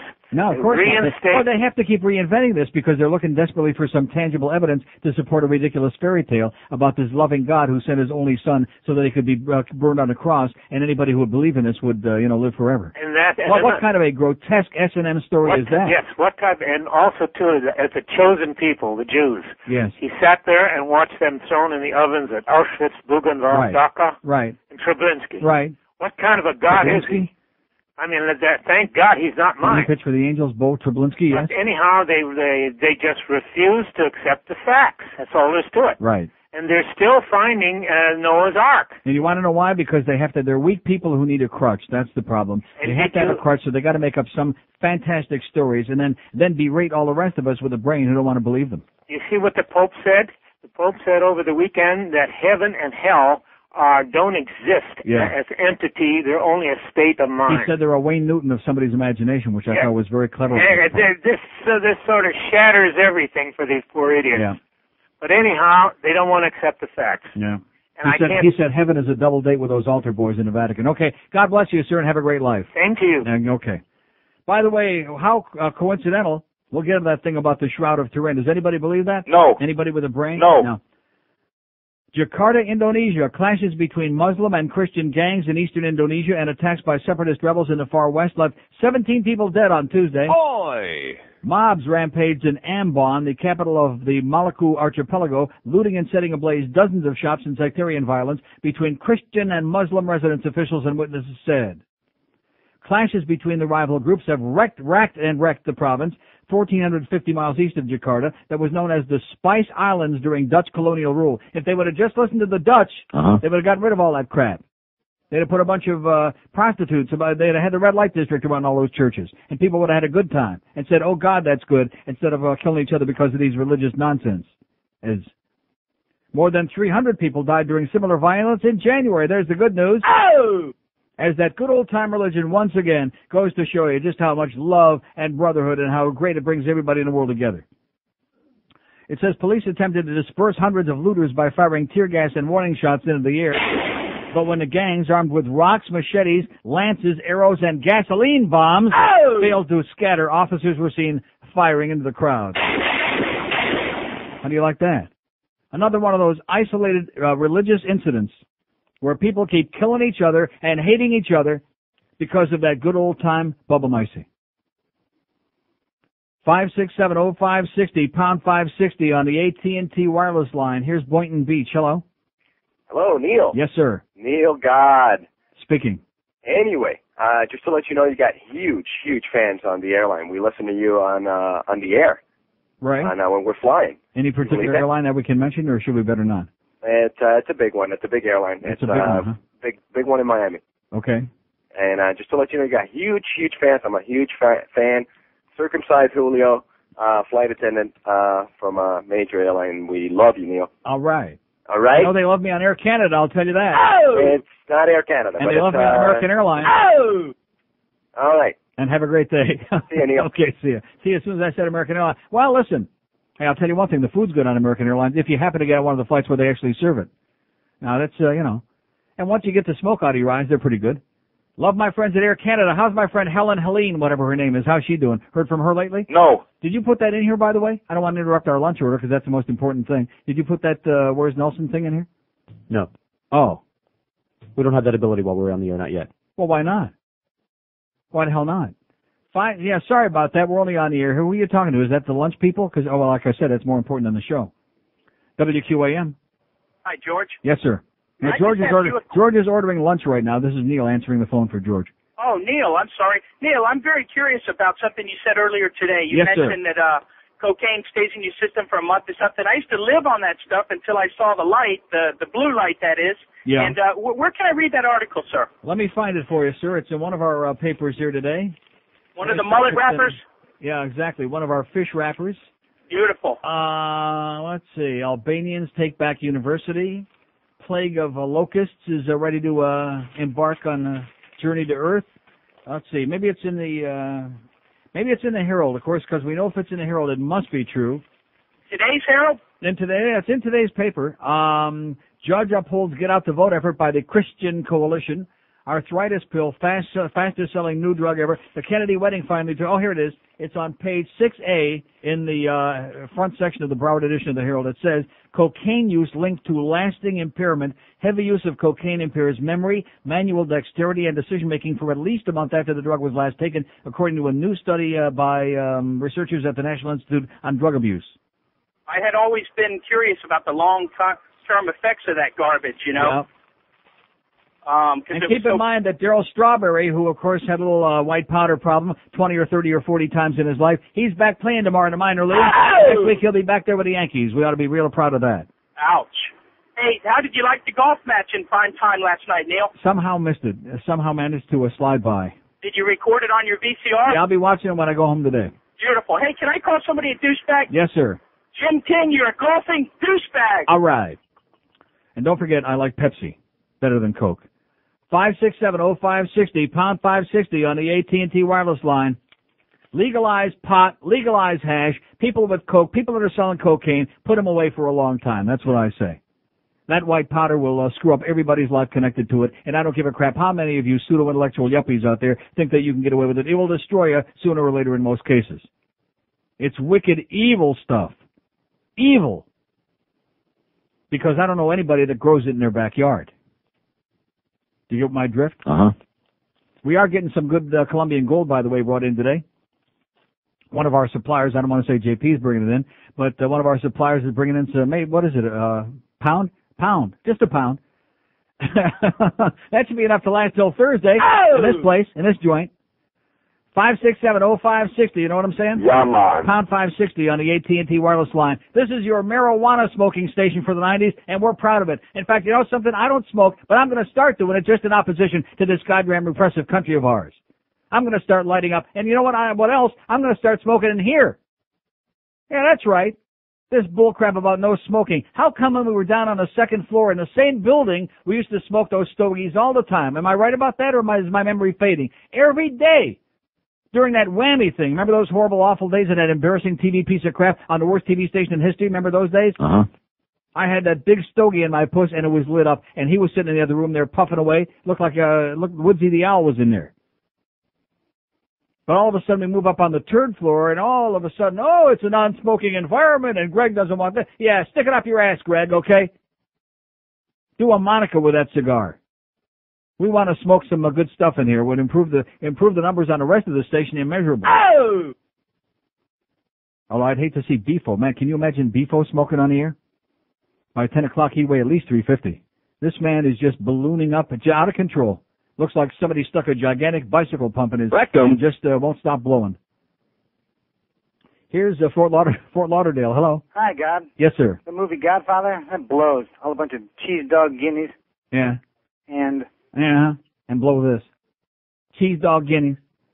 Sounds like one of those people. Remember I was talking about forced sterilization in the South before? Uh-huh. I think he's walking evidence of it. Walking proof. Or crawling proof. 5670560, pound 560 on the AT&T wireless line. Sorry we couldn't keep you on a little bit longer there, pal, so you could show the other cheek to the rest of the audience. Here's a mobile in Miami. Hello. Mobile in Miami. Oh, hello, Neil. Yes, sir. How do you do, sir? I do good. I'm good, dear. I do all I wanted to let you know, I know you're a maven on The Godfather.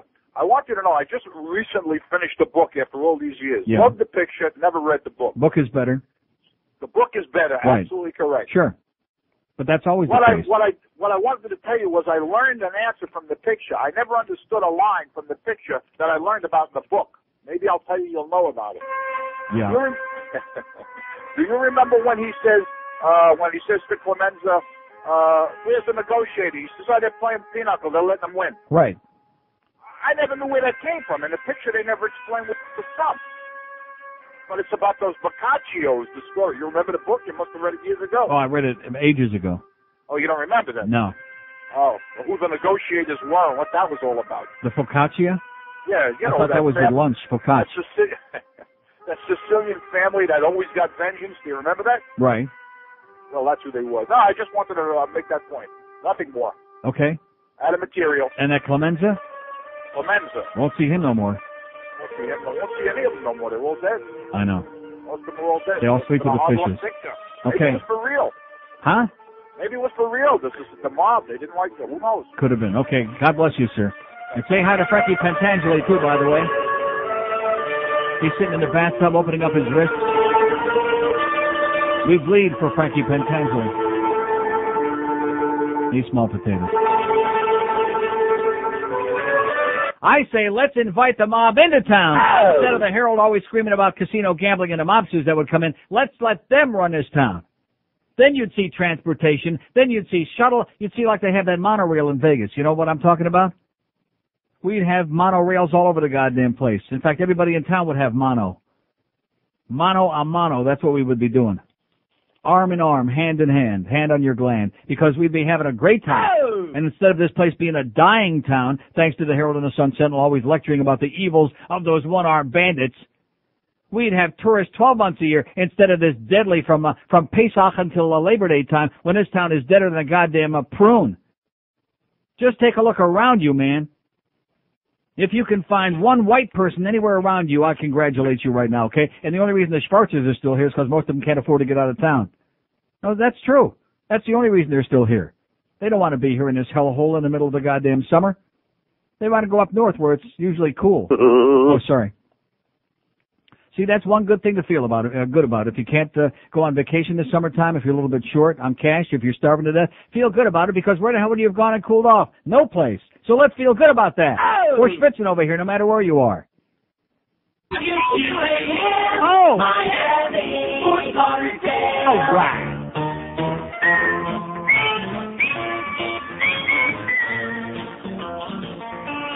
Are you... Now all us rednecks sure love incest.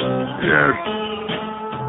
'Cause sex just ain't as good unless it's family. Because all us rednecks practice incest. Yes. Now I'm my only uncle and it worries me. My Aunt Esther took me with her back to her double wide. What a deal, ain't got no wheels, and inside smelled like something died. She kissed my cheek and winked her eye and said, we're all alone in the house. But I got sick when she gave me a kiss, chewing tobacco in her mouth. All us rednecks sure love incest. Yes. 'Cause sex just ain't as good unless it's family. Because all us rednecks practice incest. So come meet my new wife, she's my niece. I just got me a farm with horses, chickens, cows, and pigs. A 4x4 that I adore, with tires that are too damn big. The rear window, it has a gun rack, that's where I keep my gun. A rebel flag and my wife in the back. My neck is red from too much sun. All us rednecks sure love incest. 'Cause sex just ain't as good unless it's family. Squirt. Because all us rednecks practice incest. My sister is the one over there with the dirty knees. At reunions it's hard to choose who's got the nicest tooth. All right. And I don't like the way my daddy has been watching me. 40560 WQM. So anyway, the self-aggrandizing, my good close personal friend Al Goldstein sends us 75 copies of the same facts that say, attention, Al Goldstein on Late Night with Conan O'Brien, August 4th, Wednesday, on NBC. With Al's puss on there saying, you're looking for glory holes. Okay, there you go, Al, as Al continues his shameless crusade to promote www.screwmag.com. Which yesterday we got the full color version of the JFK the fish food ad. Now, was that magazine different in any way, or was it a new one? Was that the new Screw we got the other day that had the color ad? Different Screw, yes. So in other words, they've now colorized it. Let's hear it. Nice going, Al. Oh! Self-aggrandizing fat slob, but he's a good guy. He's okay in our book. A little too fat. Here's a mobile in Miami. Hello. Neil, Yes, sir. first of all, I want to thank you for everything you've done, because I drive all day, and without you, I'd probably be killing people like everyone else. You're welcome. You're welcome. Thank you. Second of all, the other day I was in the Keys and I met this Swiss girl. Yeah. You know how you say if you don't speak the language, you shouldn't actually try. Uh-huh. Well, we're there talking, and all of a sudden she starts talking about Jews, and she's like, about Jews? About Jews, and she was like, I don't know why they think that we have their money and all this. And I was just like, I couldn't believe what she was talking about. Then she said that she went to New York and that the Jews didn't like her there, and she didn't understand why, because she was very tolerant of the Jews. Oy! Well, isn't that white of her, huh? That's great. Yeah, that's one step up above tell her this. we want the goddamn money back now. Yeah, right. Anyways, Blair Witch. Let's hear it. Let's shake down the Swiss. Shake down the Swiss. Go ahead. I'm sorry. Yeah, about Blair Witch. I think you'll hate it. It's a good movie, but I think you'll hate it. Well, if it's a good movie, why would I hate it? Because, like that guy was saying. Cute cam? Yeah, exactly. I was sitting in the first row, and I just wanted to leave. Okay, I'll bring a bag. All right. Well, thanks again. Okay, thank you. God bless you, sir. There's the good news. We're going to shake down the Swiss and get our money back from that gold filling. All that stuff. Damn Swiss. Although they do make a hell of a chocolate bar.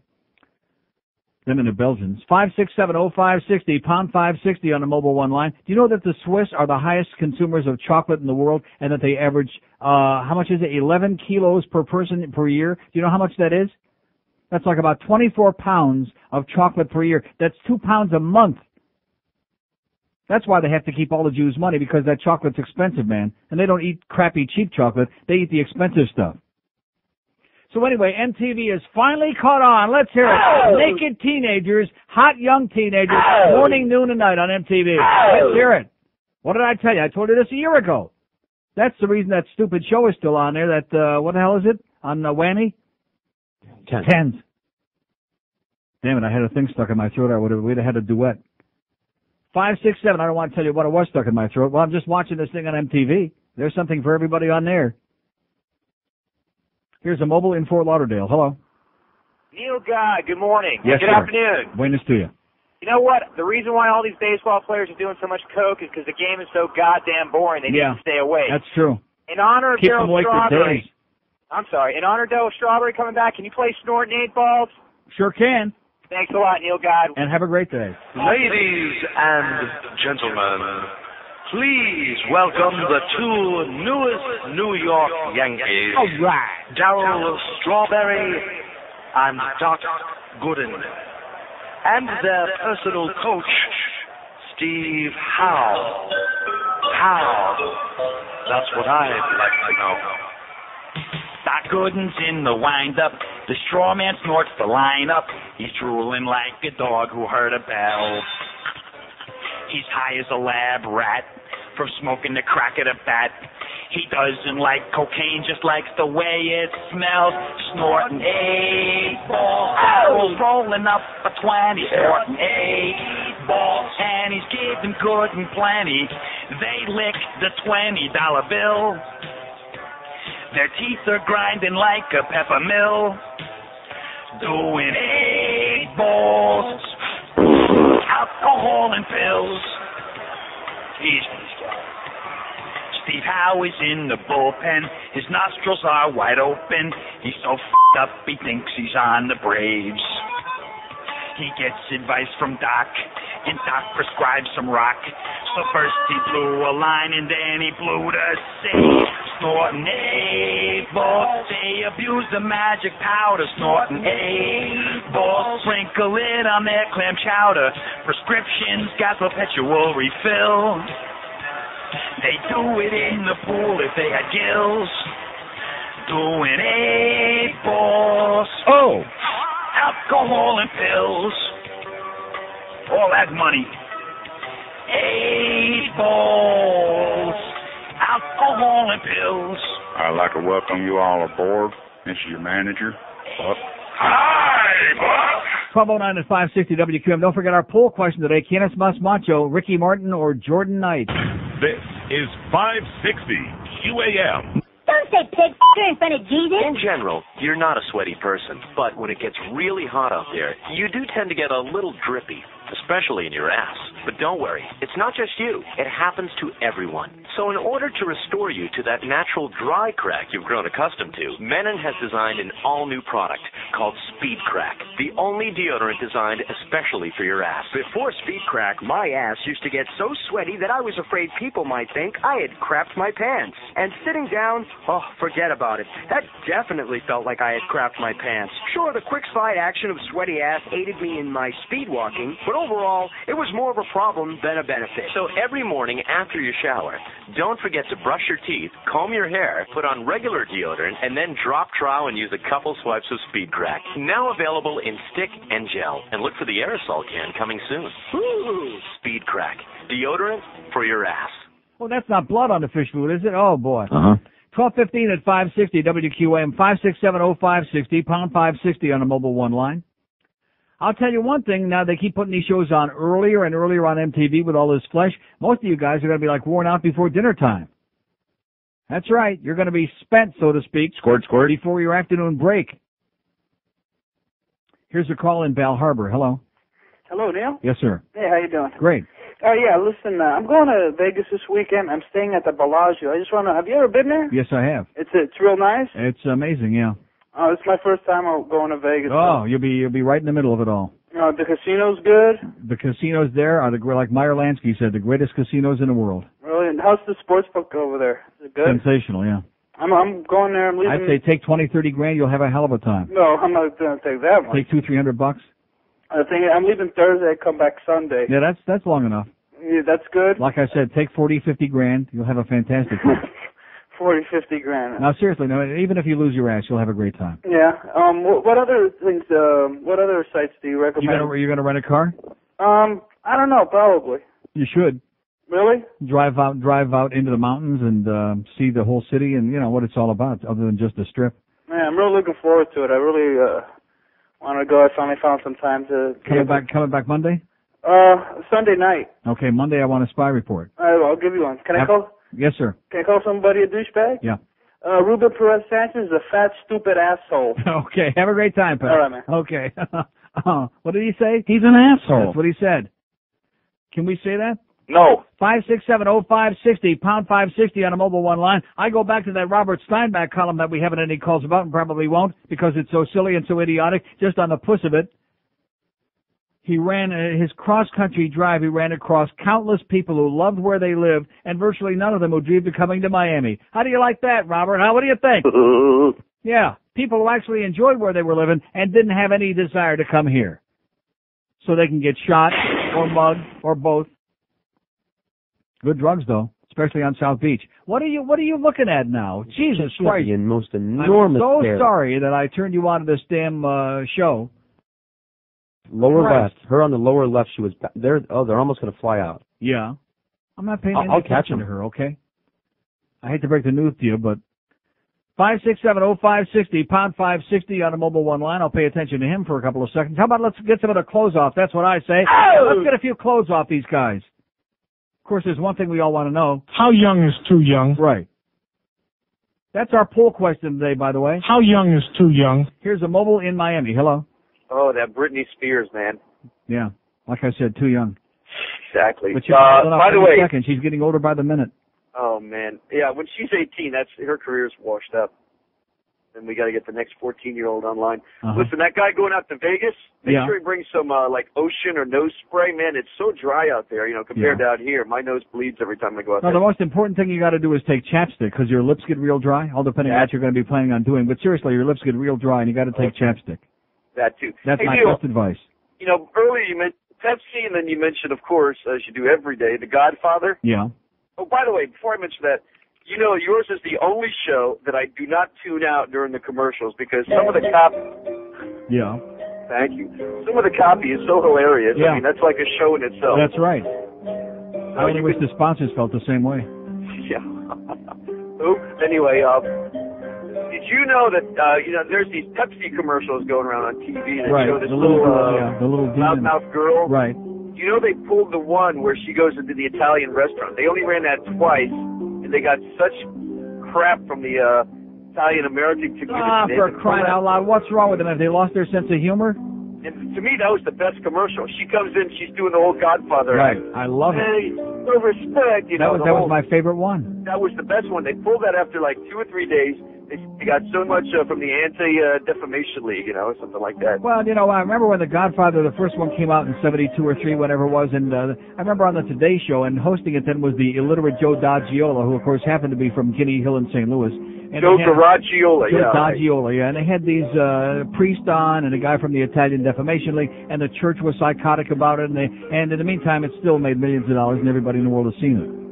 Yeah, like the priest that just wrote the book In over there in the fact, Vatican. yeah, right. I got to get a hold of that, by the way. But the greatest thing is when you're sitting in Italy in a trattoria, and they always have some Italian music playing in the back, like Muzak, and then the Godfather music comes on, and you just sit there. You don't know whether to scream or laugh or both.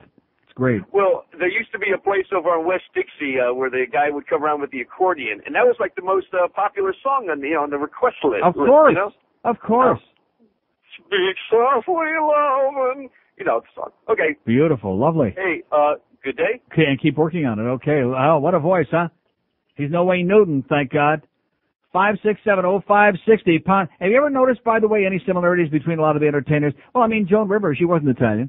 Tony Bennett, he was Italian, right? Frank Sinatra. Dean Martin. A lot of Italian entertainers out there in Vegas. Al Martino. Wayne Newton. No. Well. Oh, no, we don't want to get in that Wayne Newton thing. Look at the way he beat NBC for like $6 million, okay? We're not going to get sucked into that deal. Because he sure is talented. He sure can sing, can he? He sure can speak, can he? Like through his teeth. God. And the saddest part of it is that there are people talk about getting sucked into the hype who will tell you that he's an entertainer, that he puts on a great show. There are people who will actually tell you that. And every time I hear somebody say that, I want to lose it. It is funny. It's pathetic.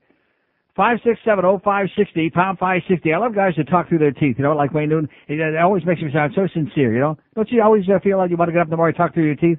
Samitis. Yeah, like Shamitis, that's good. Or like Sham, the promotion man. See, I want to tell you, if I knew Jordan Knight, I would deny it. Oh, I didn't know no Godfather. I didn't know no Jordan Knight.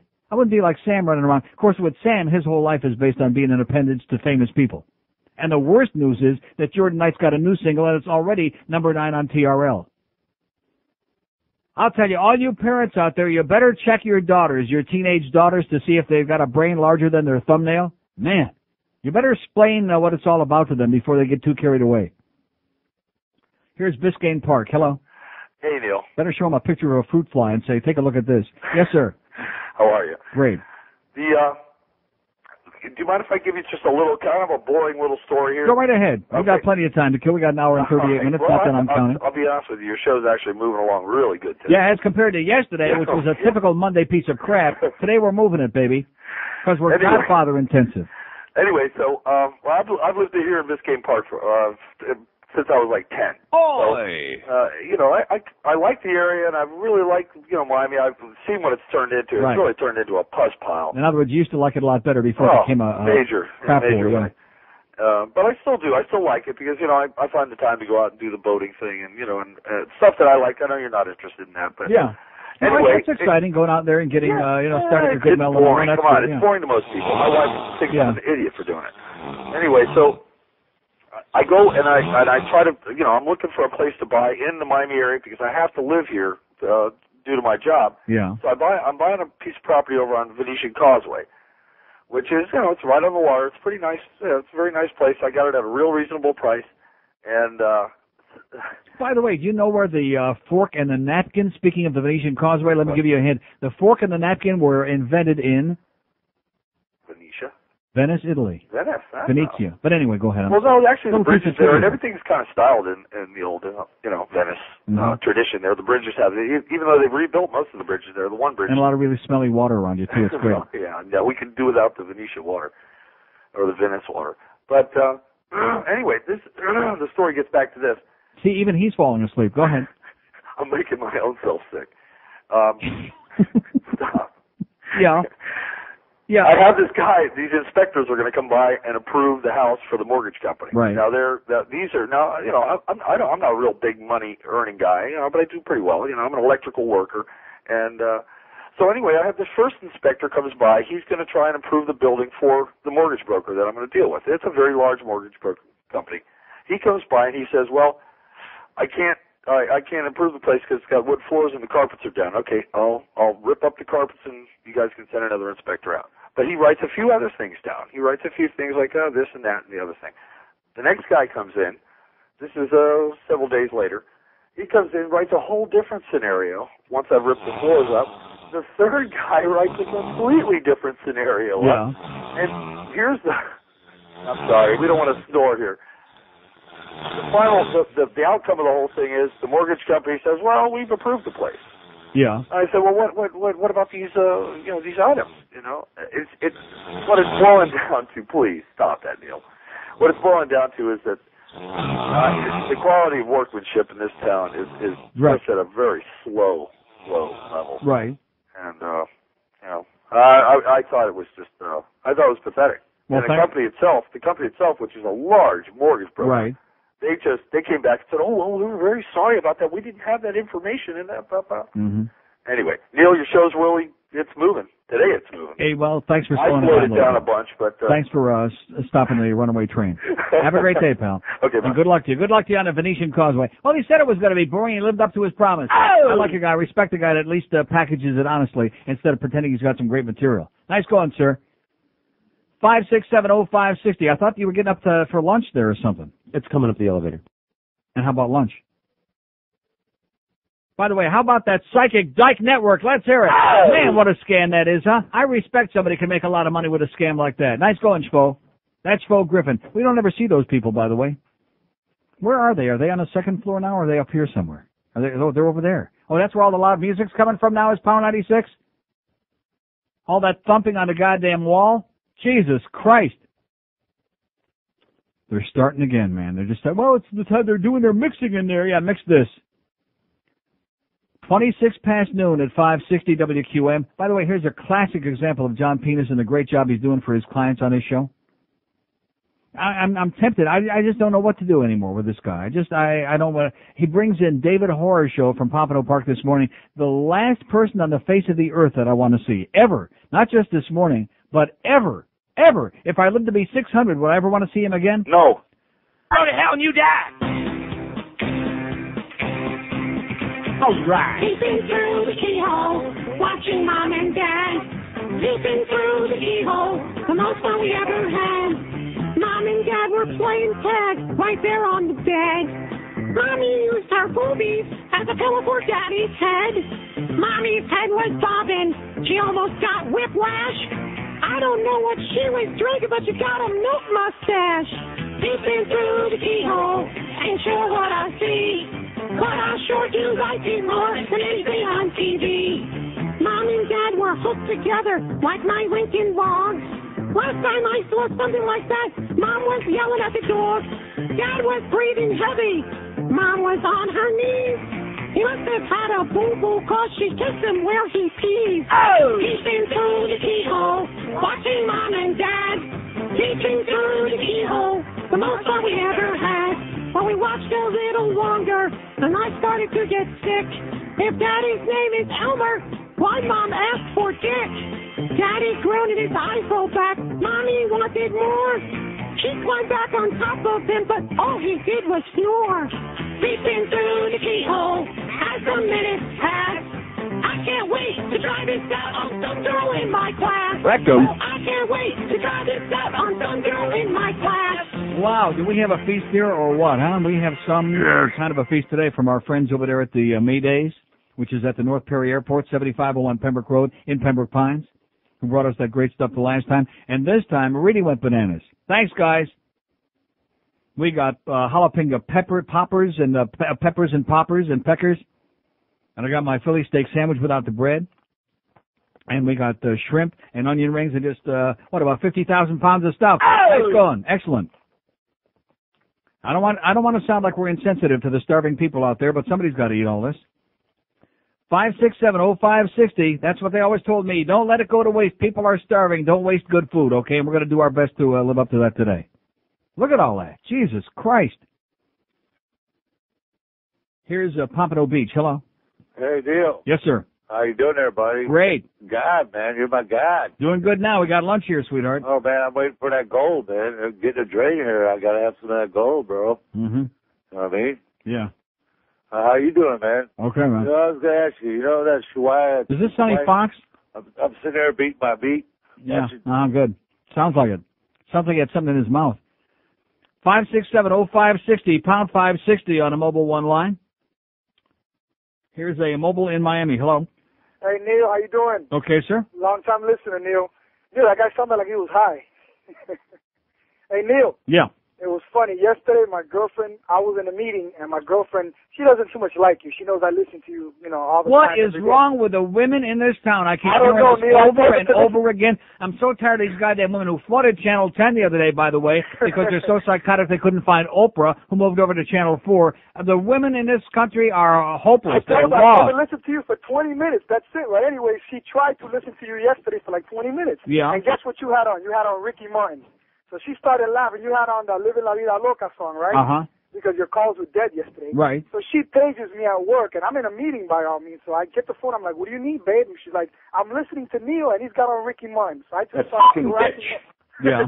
So I just started cracking up. I'm like, yeah, he does that when the calls are, when they're dead. He plays either Luis Miguel or Ricky Martin or Enrique. And she was like, I can't believe you're listening to him. I can't believe it. So anyways, I got a question. ¿Quién es más macho? Luis Miguel, Enrique Iglesias, or Ricky Martin? Oh, that's a toughie. Who do you think, man? I give it to Enrique. Neil, I got a call for you. You ready? Échale agua a la cazuela que se quema el pollo. I love you, Neil. Okay, see ya. Which, of course, is Spanish for, if I can get this on here fast enough. Come on, you can do it. You'll find it in there. Here we go. How young is too young? 5670560, pound 560 on a mobile one line. WQAM, hello. WQAM. Yes, Neil. Yes, sir. How you doing, bro? Okay. This sounds like the same guy I just had on. No, it's the same guy. It's another guy. Sounds like that incoherent guy I had on 2 calls ago. Oh, that asshole, yeah. That jackass, that pudwhacker, yeah? That pudwhacker, that's who was about what searching he is, for it. dude. How you doing today? Okay. Man, what was that guy talking about, Shania? I didn't think he knew what the hell he was talking about. Mm-hmm. But, he said, never the twain shall meet. What's that? Anyway, have a nice day. 5670560, pound 560. In fact, I think Ricky Martin's going to make a comeback pretty soon. Got a nice lunch here. I'd hate to have a beautiful lunch like this from Maydays interrupted by a stupid bunch of calls like these. I should have realized after 2.5 hours of pretty marginal, not too bad stuff today that we would, as soon as the food got here, we would retrogress. What is the word I'm looking for? We'd stink the joint out like we did yesterday. We would regress. There you go, regress. Ingress, outgress, regress. Or as Ricky would say, what a nice dress. 5670560, pound 560 on the Mobile One line. Here's Miami. Hello. Hey, Neil. Yes, sir. Last 5 callers, I think they've all been stoned today. Mm-hmm. Anyway, Neil, quick question, Godfather 3. Who was Lucchese? Was he the head of the mafia in Italy? Well, he was one of the head of one of the families. Yeah, he was one of the big shots. Oh, is that... Tomas Lucchese. Was he like an intermediary between the church and the mob or something? Well, what do you mean intermediary? They're all in together. Oh, okay. The bishop. Don't you remember the bishop? He's not feeling too good right now. Oh, all right. We have an understanding. There you go. Okay, that was it. No, you got it. Have a great day, amigo. Neil. And don't ever give an order like that again, yes? Neil, can I call Murph the Surf a douchebag? No. Okay. See you. 5670560, pound 560 on a Mobile One line. A great lunch from Mayfair's today. Let's just, what? What I say, Maydays? I said Mayfair? In the Grove. From Maydays. Listen, just bug out and eat the food, okay? And stop being a pain in the ass. Now all of a sudden he's paying attention. Here's a mobile in Boca. Hello. Hello? Yes, sir. Hey, how you doing, Neil? Okay. Oh, that's good to hear. I got a quick story here real quick for you. Talking about how young's too young? Yeah. I was seeing this girl for a while, about 3 months. How young is too young? Mm-hmm. Right, exactly. So I was seeing this girl for 3 months, right? Mm-hmm. And she told me she was 21 years old. I'm 22, right? Right. I met her at a club, so I figured she was at least 21, right? Gorgeous girl, you know. I mean, she looks like she's 21. We were going out for about 3 months, and one day I'm going through her purse, right? Yeah, she's going to get a 17. cigarette. And I came across her driver's license. Mm-hmm. And I looked at it, and I figured out her age. She was only 15 years old, right? Uh-huh. So I confronted her about it, and she's like, oh, I was going to tell you one day, this and that. And I'm like, well, I mean, that's statutory rape, isn't it? Right. Isn't it? Yes, it is. 15? Yeah. You know, I told you, I'll call you back when you're 18. Yeah. Well, what's up with that, Either that, or maybe she can go to work for the police in Dade County. And by the way, I'm so glad this guy mentioned that story. Well, he didn't really do it directly, but he inspired me to bring that back to mind about the 16-year-old hooker down there. Have you noticed all the talk about the penny sales tax and all the obfuscation and all this other bullcrap that nobody wanted? Has anybody noticed what I predicted many, many weeks ago? It's got to be 2 or 3 months now, easy, that story has just vanished, disappeared, long gone. With those cops that were running the prostitution ring down there in Kendall and elsewhere, I think in Hialeah, with underage hookers. And allegedly there were cops from every police force in Dade County involved in that. The cop cars were showing up morning, noon, and night. In the meantime, what do we got? We got Al Sunshine waving his ham hocks there on Channel 4, screaming about air conditioning companies that he won't name on the air. Nice expose yesterday on Channel 4, by the way, Al. Not. You coward, you spineless, big fat turd. What a piece of crap that was.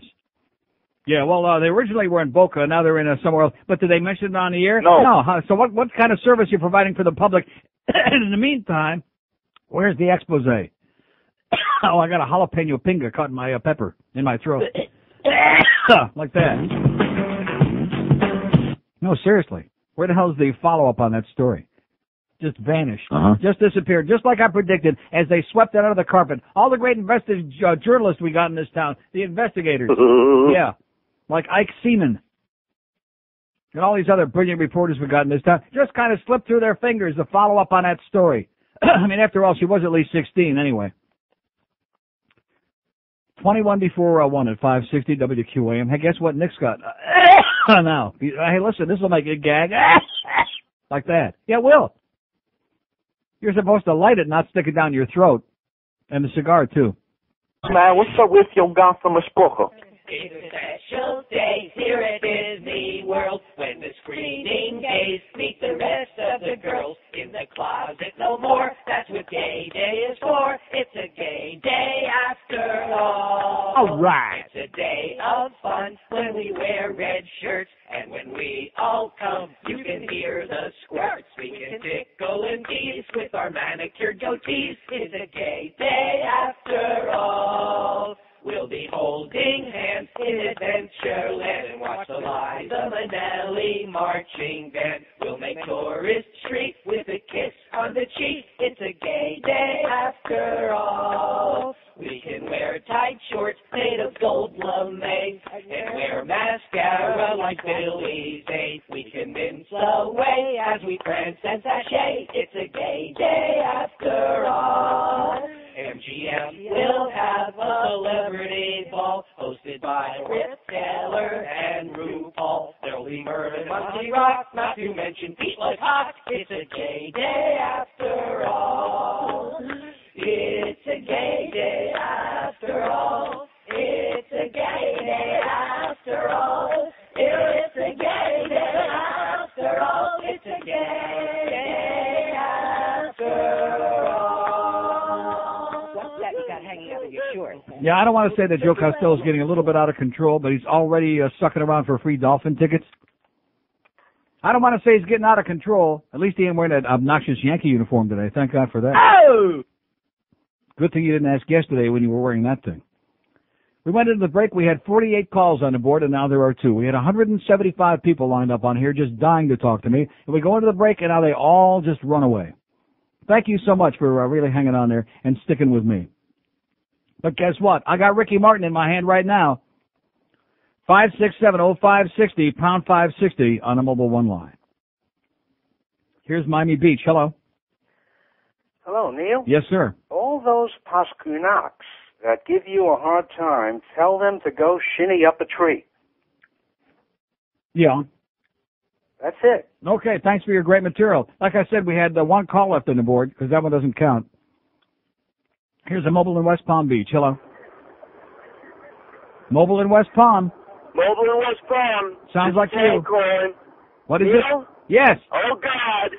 I'm on the way back to Miami at 2,400 miles on this road, and I'm packing my crap and getting out of town finally. All right. And I can't believe I'm telling you this. You have made me smile for so many years, and I'm even going to let you say hello to my wife. We have been having the best time. We're going to an English-speaking place. I'm not even going to tell anybody where I'm going. Good job. We wish you the best of health. I'm packing up, and I'm leaving North Havana. And we just want to thank you for everything. Okay, God bless you. You're one of the few people that have ever made us smile. Okay. Thank you, boss. Good luck, pal. All right. Arrivederci. Arrivederci. Hasta luego. Hasta luego. Ciao. And Shalom. Okay. Get out of here. 567-0560, pound 560 on the mobile one line. Boy, this is a great lunch today, huh? Sensational lunch from Mayday's Fair at the North Perry Airport. Hey, listen, I'll get it right one of these times. That if I keep messing it up, that gives me an excuse to keep mentioning it over and over again. There's a method in my madness. Anybody believe it? No. No. Here's a mobile in Pompano. Hello. Yeah. Yes, sir. I was wondering, do you spit or swallow? Here's West Palm Beach. Hello. Good afternoon, Neil. Yes, sir. Congratulations on your no for your sales tax down there. Yeah. Just a quick little story. I live up in Port St. Lucie County. Yeah. And sorry. Yeah, tell me about it. It's so funny. They just want their palms greased. Up there, we have a problem with the dumping of the water into the intercoastal. Mm-hmm. Killing all the fish and all that. Yeah, a lot of people in Port St. Lucie are dumping into the water. That's what I hear. Yeah, that's it, and the pesticides too. Mm-hmm. So the politicians say, well, we don't have enough money to fund anything to clean up the river. We don't care. We'll let the fish die, but we do have enough money to pay our attorneys to fight because we want another bridge over to the island. Where maybe, I don't know. Yeah, but let me ask you, why are you telling us this? I mean, with all due respect, because I am desperate, but why are you telling us this? Just basically a little information. There's a lot of people up here that listen to you, and hopefully, they get the message. What the politicians around the world do the same thing. Uh-huh. They just want their palms greased. They get this bridge. They get this bridge built. It's more money for them. We can raise the taxes to pay for the bridge. Yeah. And it's exactly like it was down there. They want they put a half cent, whatever, but the money goes right to them. Mm-hmm. exactly to them. Well, let me just tell you one thing. Florida sucks. Yeah. Okay, that Neil, could be you have part a of good the problem. you have Okay, a good- back to you, sir. Okay, thank you. Woo! Always a good time in the noon hour for a nice little siesta. So anybody want my Dolphin tickets for this season? I don't want to wind up screwing Joe Costello out of all, but he's not getting all 8 games. And the free parking pass. And, of course, Josh ain't getting any because he doesn't need any freebies. He's already got his passes. You don't need tickets to go to a game. I got news for you. Anybody that works in sports on this radio station that isn't getting into the Dolphin games, especially for free, really needs a refresher course on sucking around. I'll tell you that right now. In addition to which, if I was working on a high-paid Humper Goldberg show there in the afternoon, if I was in any way associated with that, and he didn't give me free tickets to the Dolphin game, I would start getting really hostile about that. What kind of crap is that? Now, poor Joe, he's in there working with Igor all day. So what the hell is he going to get besides a migraine? Huh? Besides maybe catching leprosy or something like that.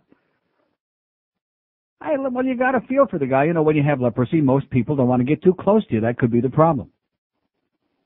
567-0560, pound 560 on the mobile one line. Although I notice he's not. How come he didn't come in for free food today, by the way, Igor? We didn't have extra.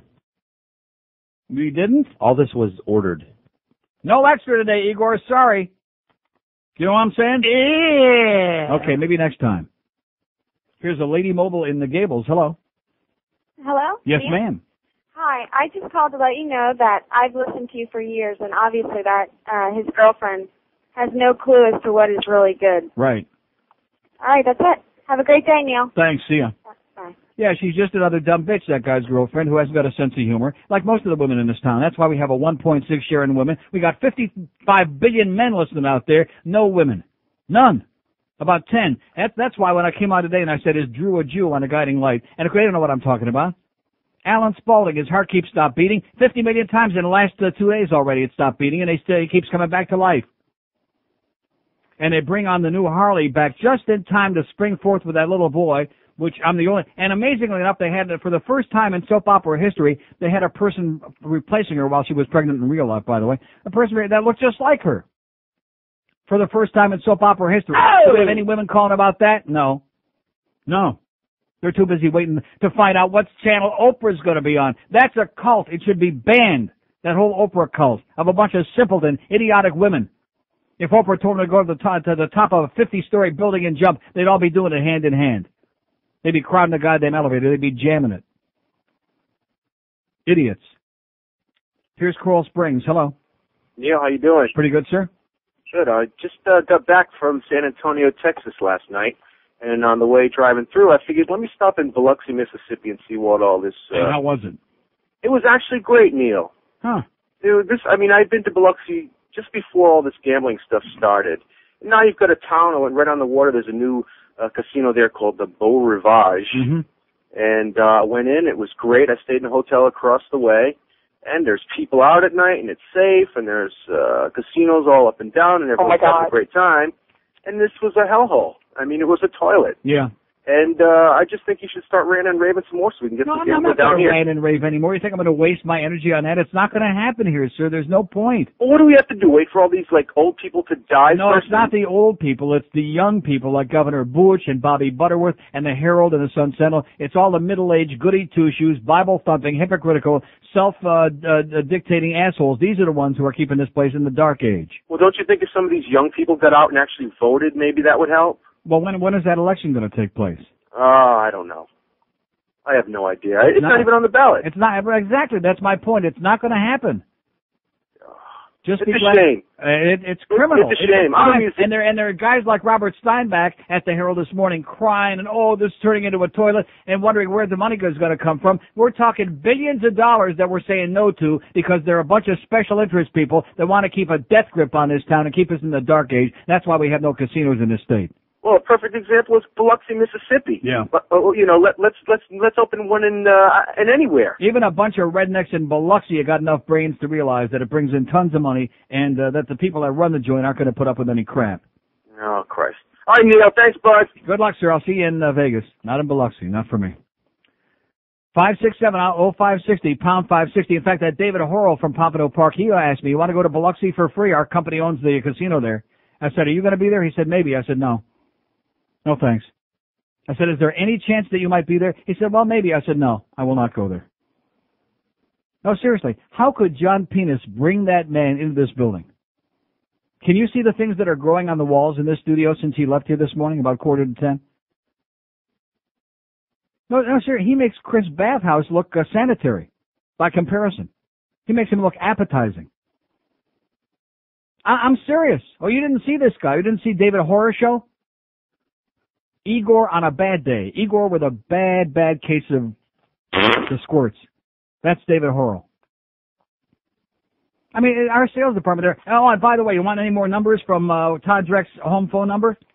Here's the list, by the way, guys. There it is.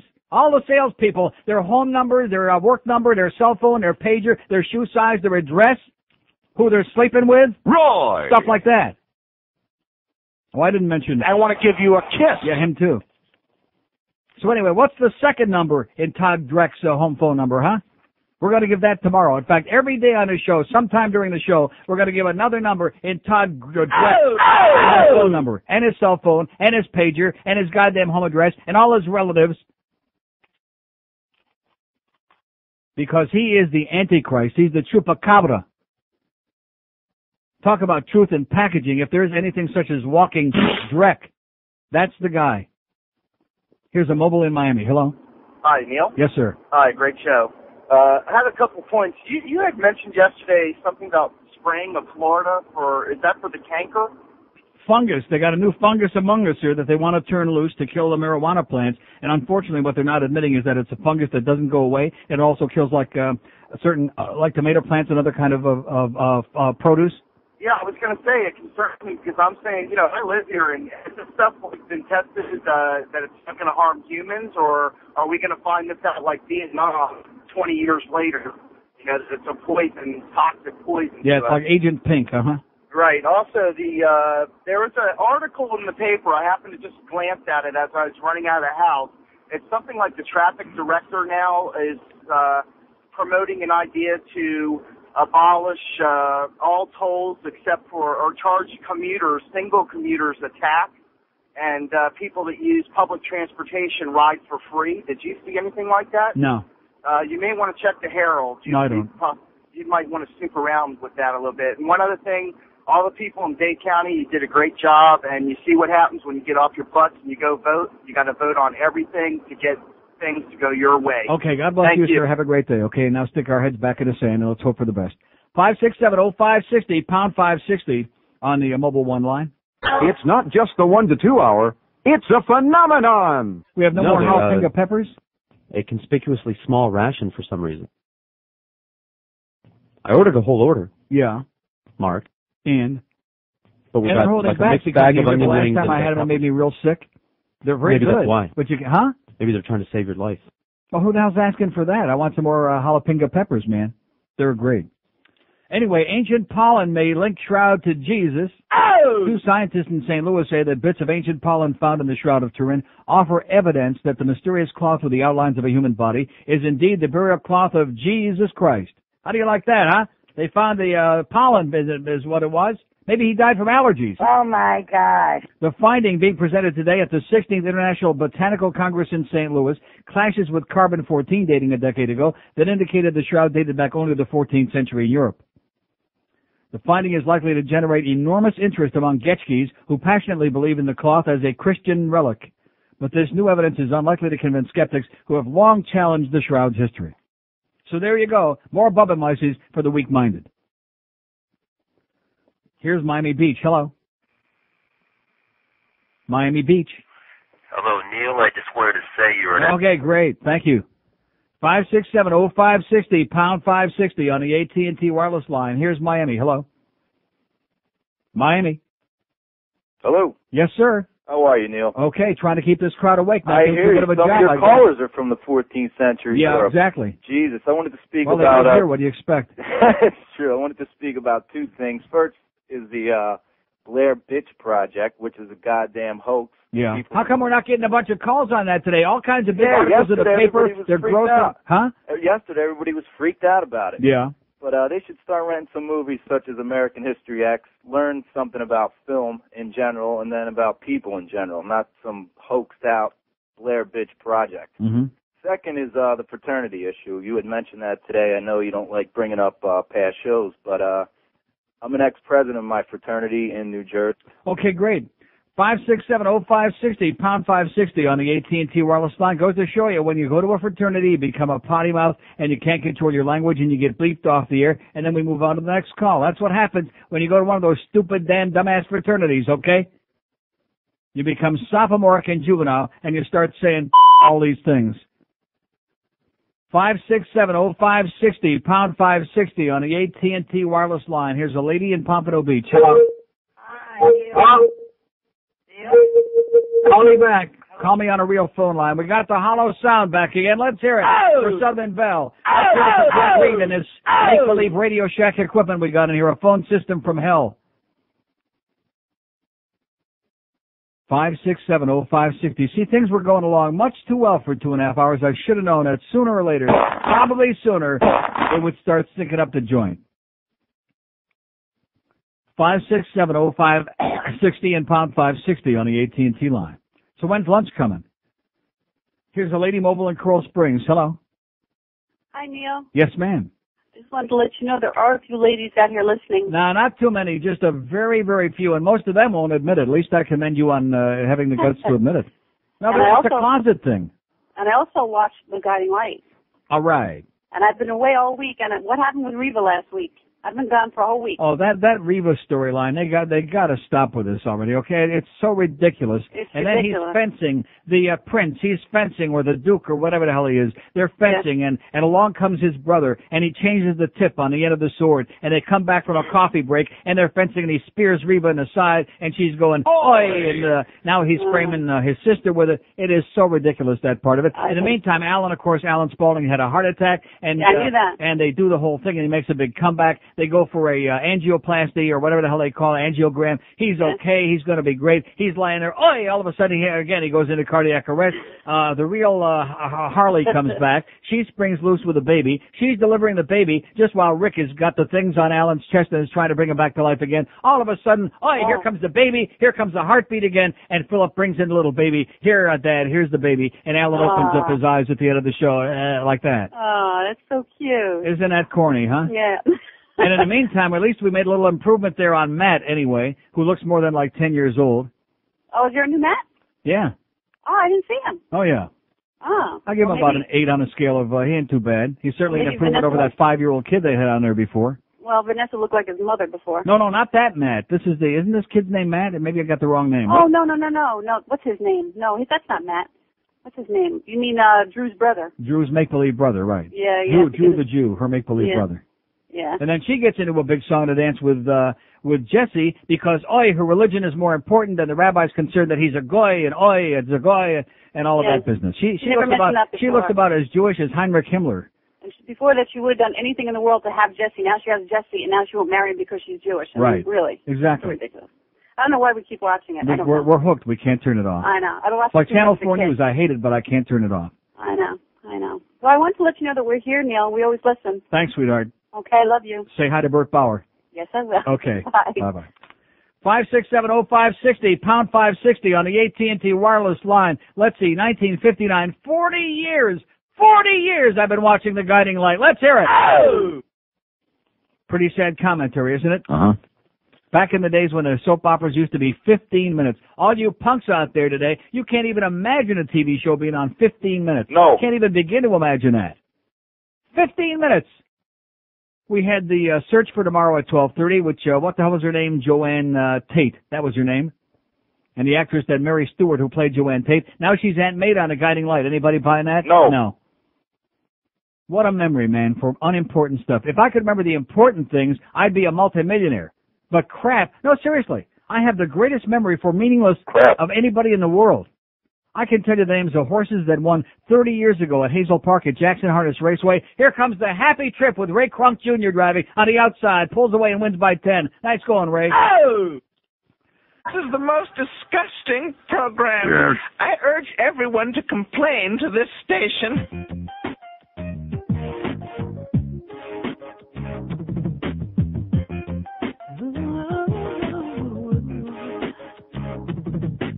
I just drank a jumbled fright and I'm stuck in traffic and I might not be able to hold it.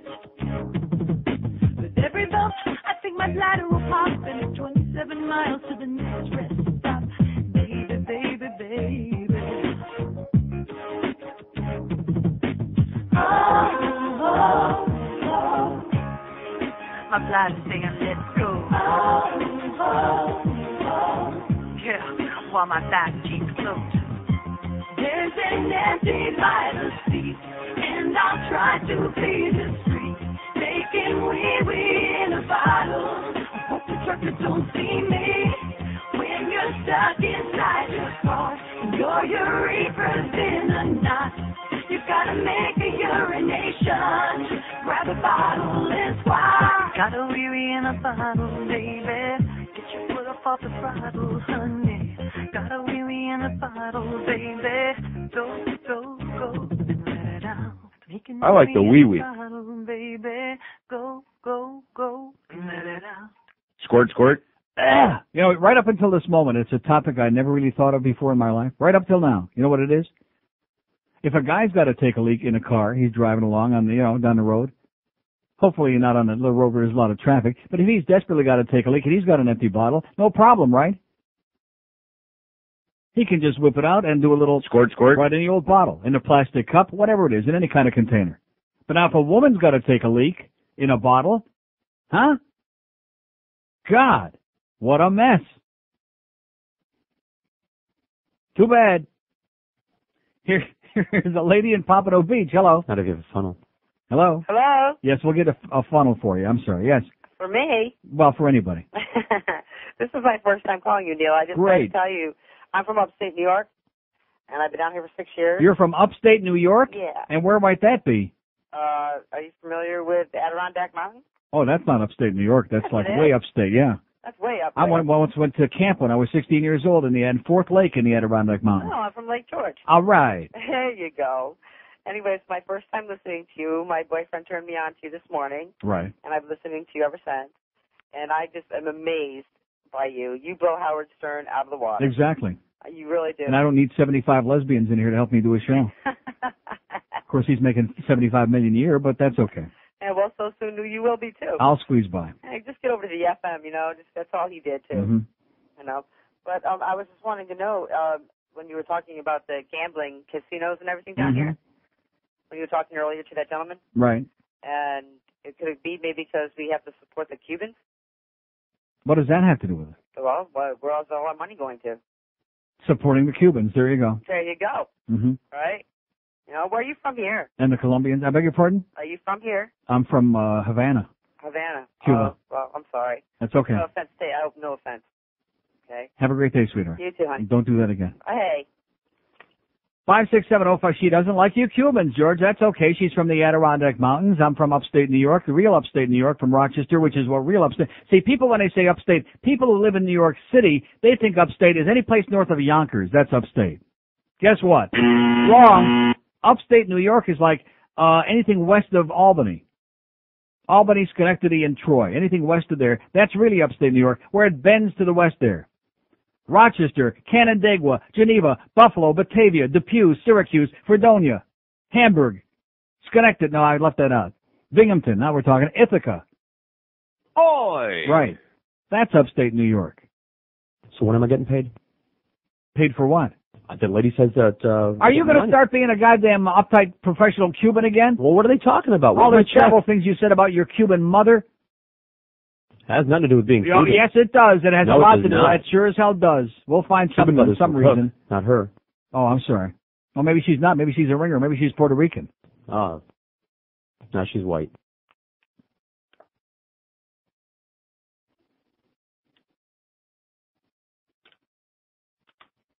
George said it. 5670560, pound 560 on the AT&T wireless line.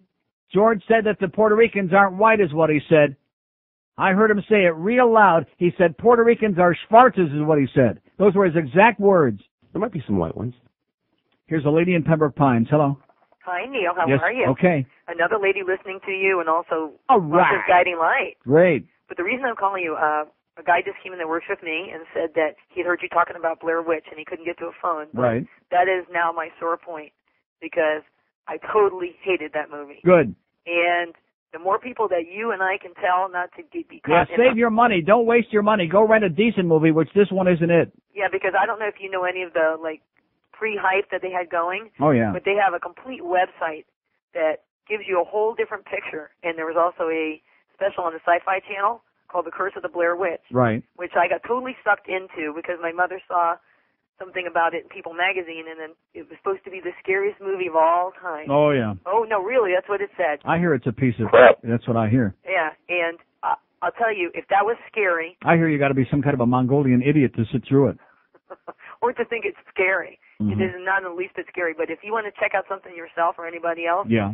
there's a website called MrShowbiz.com, and it's all readers' reviews about the Blair Witch, and they are. I'd rather go see American Pie. I'd rather see a bunch of hot-looking teenage guys squeezing each other's genitals than what I'd rather. Or doing something in a their pie. own. Yeah. Right?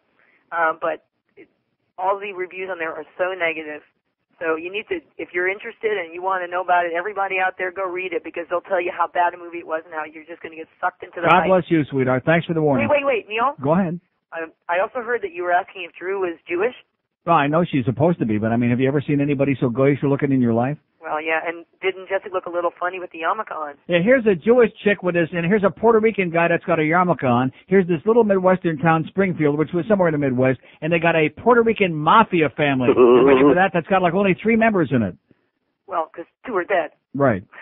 Unbelievable. Only on Guiding Light. One more request. Okay.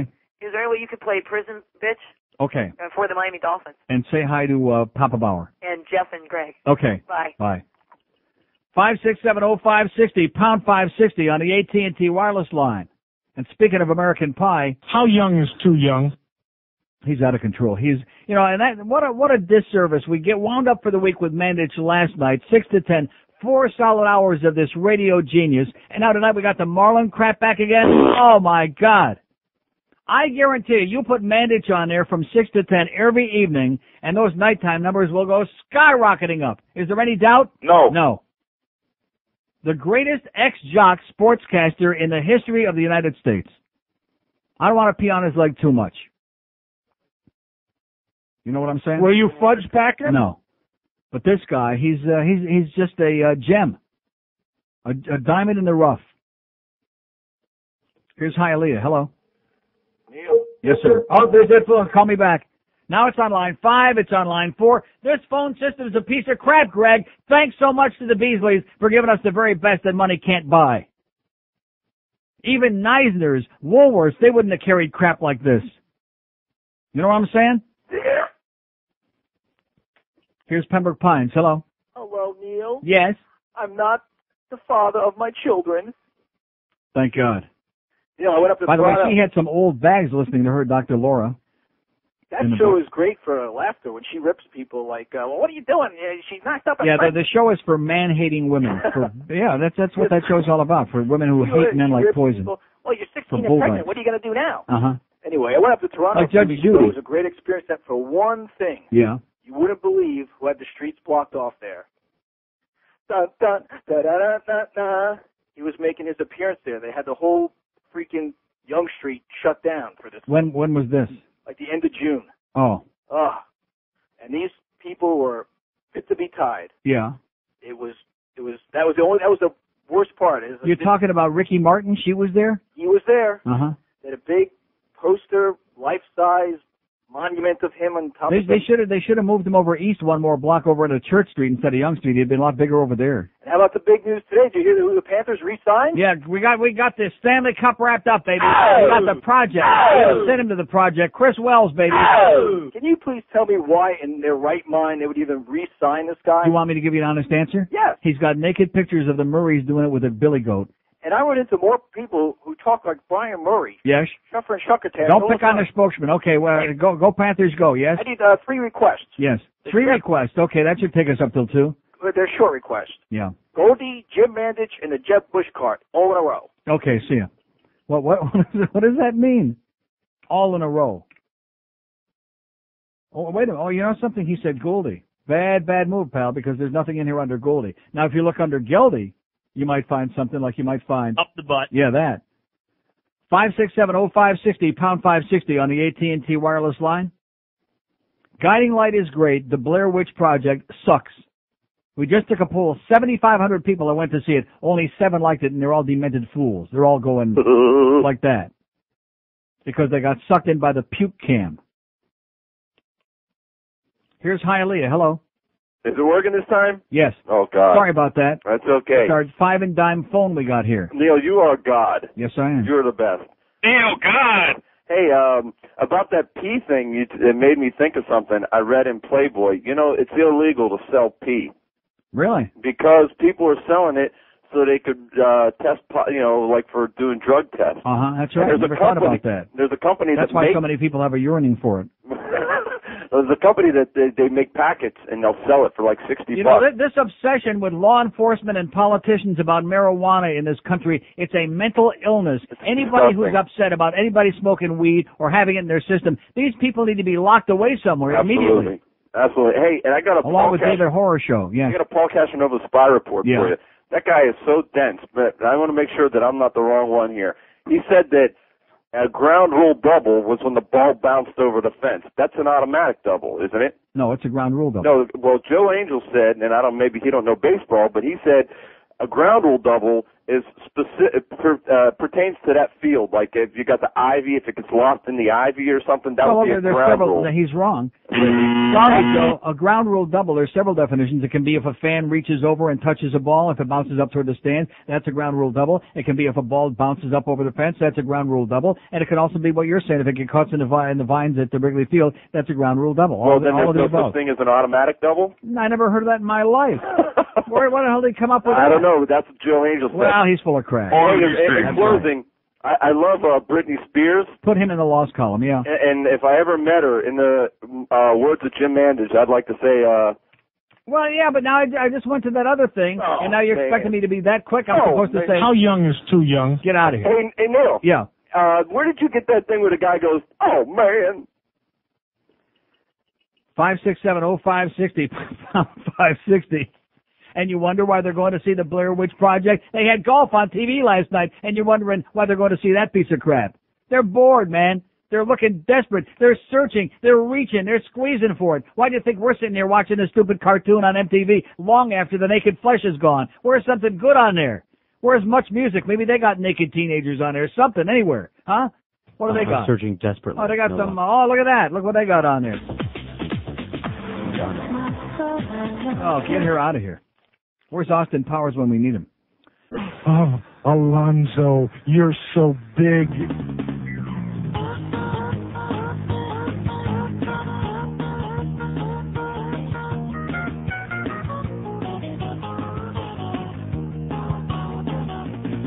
Well, she's got Bill Clinton's name and she put up with it one night stand now. Then she forgot all about the whiskey, said the subject is beat down. And now she's in New York City, cause Hillary wants her own Tennessee town. All right. And she will run, run, run till the voters tell her to go away. Well, she thought all along that your star was getting wise to her now. Right now she acted so nice. And since she made her testify, she was thinking her career was all through now. After get fucked to die. But now she's gone to New York City, cause she's looking for some folks to roll now. Right now you shouldn't. And she will run, run, run till the voters tell her to go away. Run, run till the voters. Yeah, she will run, run, run till the voters tell her to go away. Okay, 132 at 560 WQAM. I have a fax here that I find very, very suspect from one of our regular chronic faxers who says he was shocked to hear Hank's opposition to casinos coming to Florida. The humper is against casino gambling in Florida? Hey, stupid! I find that very hard to believe. If he's not already here, he should be here any minute. Hank Goldberg is against casino gambling in Florida? No. How can that be? Maybe he's afraid his bookie friends will all go out of business. They'll all go broke. How is that possible? This ain't going to become like Atlantic City. It'll be like a living and breathing place. We've got all those hotels right on the beach. It's a natural, man. I say let's do it before the place completely turns into a toilet, although most of it's already well on its way. If you think that's funny, wait till you hear this. Like they said in Network. If you think that's funny, Here's a letter from my good close personal friend, attorney Richard Friedman. Nice going, Dick. Oh! Again, my sincerest thanks for helping your help in defeating the 1% Metro Rail sales tax, etc. And, because you liked my rendition of the national anthem at the Panthers game on January 30th, 97, I'm sending you a courtesy copy of my For Love of Country CD, a 15-song American patriotic music album, which I produced and released on July 4th, 1996. You will also note the 28-page booklet I wrote, which is included therein containing the lyrics and history of each song. The CD can be found in the Miami-Dade County Public Library system, certainly not in the record stores because nobody would buy it. Looking forward to hearing many more years of your irreverent comments, your follically challenged friend, Richard Friedman.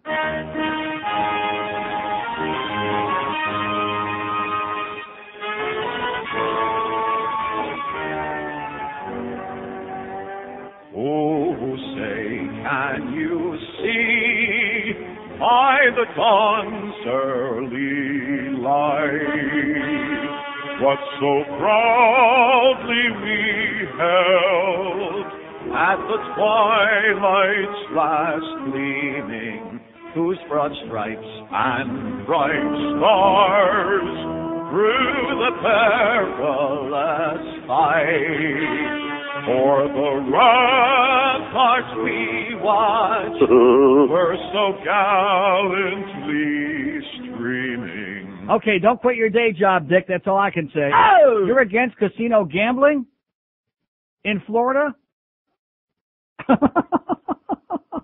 He's giving me a look like, all of a sudden he went deaf. Turn up the miracle here, Hank. You're against casino gambling in Florida?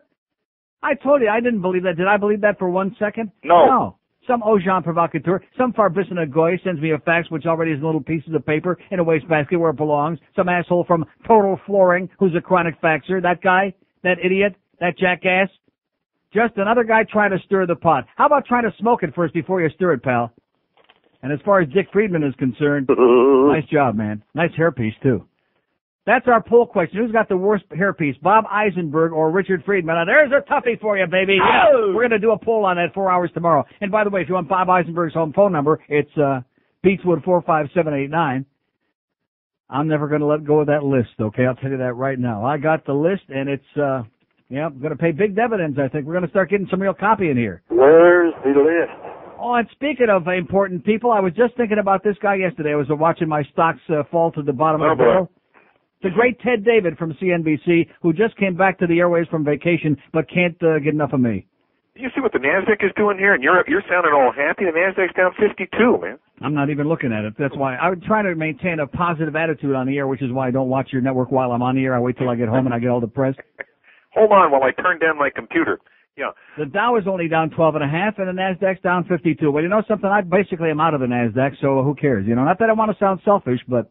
I mean, some of these stocks are making me nervous here. What's AOL down to? About 80-something, 88? 88, yeah. All right, great. Major breakdown there. I say another week is the time to jump head over heels into AOL. You've given that's the Neil Rogers buy recommendation. Right, which is a hell of a lot better, even just picking it out of a hat than most of the clowns you put on the air. But anyway, my CNF Transportation bought it at 42. Yesterday was 44 and 11/16, so I think it's getting close to time to sell. Which one was this now? CNF Transportation. Can you look that up? Let me get you a fresh quote here. CNF right. Currently is off quarter at 44 and 7/16. Sold. I'm going to drive home so fast you wouldn't believe it. There it is. Right. Well, I just called to say hello because I miss you. I sit here all day and. Now, where were you on vacation? Well, I went up to Cape Cod for a week, and then I was home. I'm not going to make any tasteless comments about did you fly up or drive up. I was going to say I got out of there before the air traffic got heavy. Good thinking. And actually, and let's congratulate CNBC for being the one network, at least during the daytime hours, that didn't get carried away for 3 solid weeks with that John crap because they had to put the stock market stuff on it. We do have a mandate. Oh, God. And talk about a little of overkill, if you pardon that expression. It was bad. It was bad. It was nice to be off. You know? Yeah. So what do you think is happening? Every day the arrow is pointing down. It's pointing down right now, down 52.5 on the Nasdaq. What do you have us on in the studio there? I just turned it on since you called. I want to see all the bad news now. Well, I mean, 52 points is major. And their Yent is up in Broward County worrying about this. That's because it's about like 200 points on the Dow. Well, not that I want to get nervous, but, the Nasdaq's going in the toilet.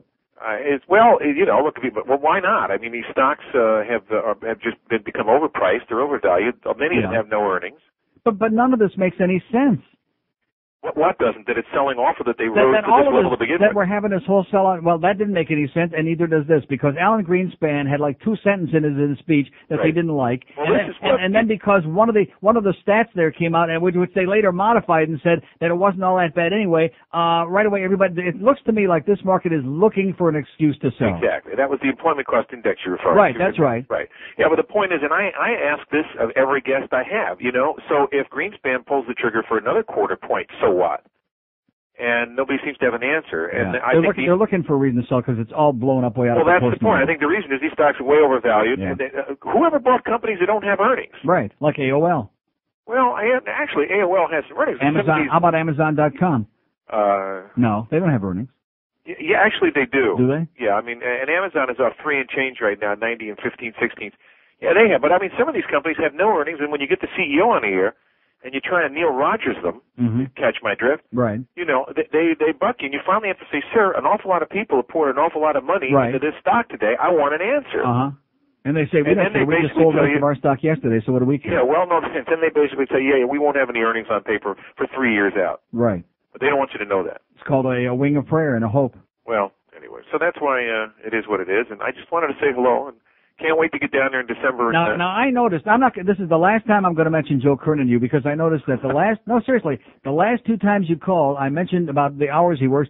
Now, Joe is there when they come on at 7 in the morning, when Mark Haynes comes on there at 7 in the morning. Right. And Joe is already there, all dressed up, all like showered and clean, like he's been there since 5 a.m. And then when you guys go off in the evening, like 7 o'clock or something. No. Well, first of all, let me tell you, in case your listeners are not aware, the happy news, if you know who Joe Kernan is that he and his wife are expecting. So obviously he's been home. He must have had just a little time in there, right? He went home once at least. Right. Or somebody did. He's done at 4 o'clock.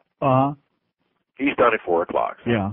No, now it's for me. I was in today. I did 10 to 12, and I'm going to have to do 4 to 5, and then I have to do 6 to 6:30. Oh, poor baby. Well, And then Mark Haynes, what's he on there for about an hour and a half? He's got even better hours than I've got. He's got banker's hours. No, he's on for 3 hours. And now, they're starting to use drops on that show. They got their own drops. Yeah. I noticed yesterday when they showed the AOL was down to 90, it went like that. It was right, exactly. Yeah. A little emphasis there. The bill is in the mail, by the way. Good hearing from you, Ted. Take care. See ya. Be good. Bye-bye. Okay, Ted David from CNBC, who's at least laughing about it. The market's taking another big crap, and he's laughing about it. He's probably got, those guys, they all got the inside info. They're never going to admit it. He always denies it, but they're raking it in. Nobody repulses you more. And now, Dr. Jeremy Burnham with a dramatic reading of No Scrubs by TLC.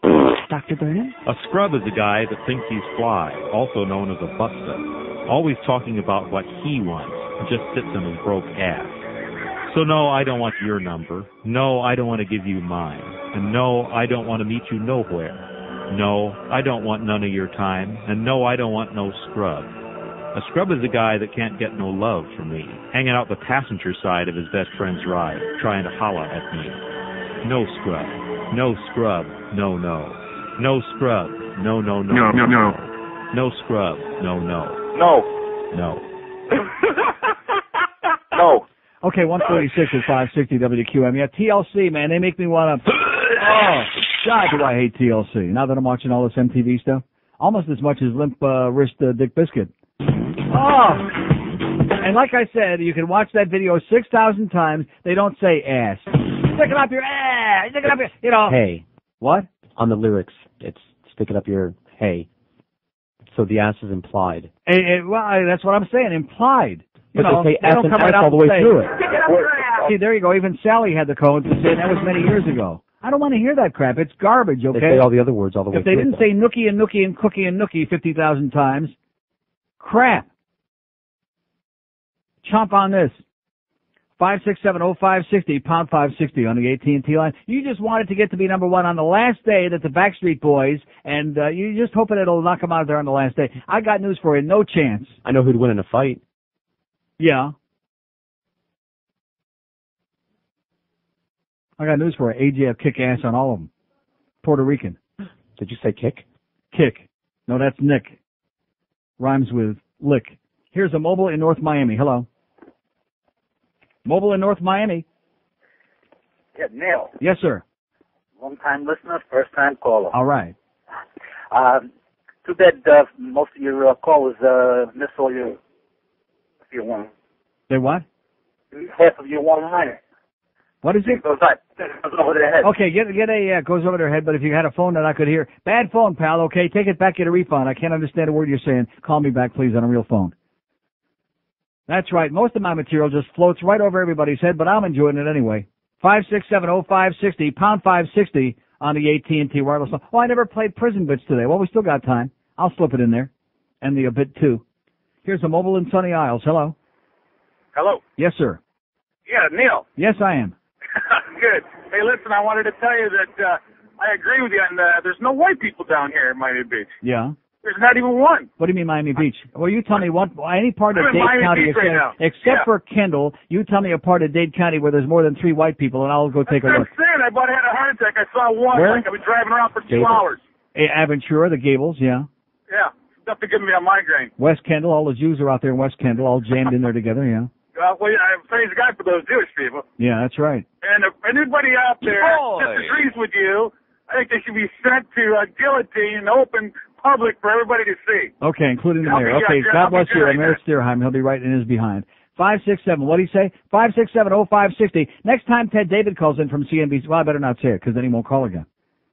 No, I want to put him on the spot about something, but he's got the big horns. He can handle it. What a great guy. Ted David, national celebrity calling his show. Does he call a morning show? No. Does he call Ed Kaplan for tips on stupid ball games? No. Ted David, he knows where to get the inside dope. And that's why he calls here. Yeah, man. We got the good crap. And you agent provocateur, first of all, that jackass in Fort Myers early this morning trying to start a big song and a dance. And then we get this guy from Total Flooring, Chronic Faxer. And I've always told George, by the way, off the air, the Chronic Faxers are easily as sick or more sick than the Chronic Callers. Sick. And trying to start a big song and a dance with me and Hank, tell me Hank is against casino gambling here. He's an agent provocateur. Yeah, he's a Total Flooring agent provocateur. He floors me. Andy. Oh, that's who that is? That's who that is? Oh, no! Oh! Well, I like the way that reverberates, dude. Did you hear that? Wow! We got our own reverb. Let's hear it. Oh! Ooh. That's who that asshole is? Then how come I even, sorry, Hank. Sorry. It was a major, That was funny. bloody asshole. Even worse than the one that Roy! had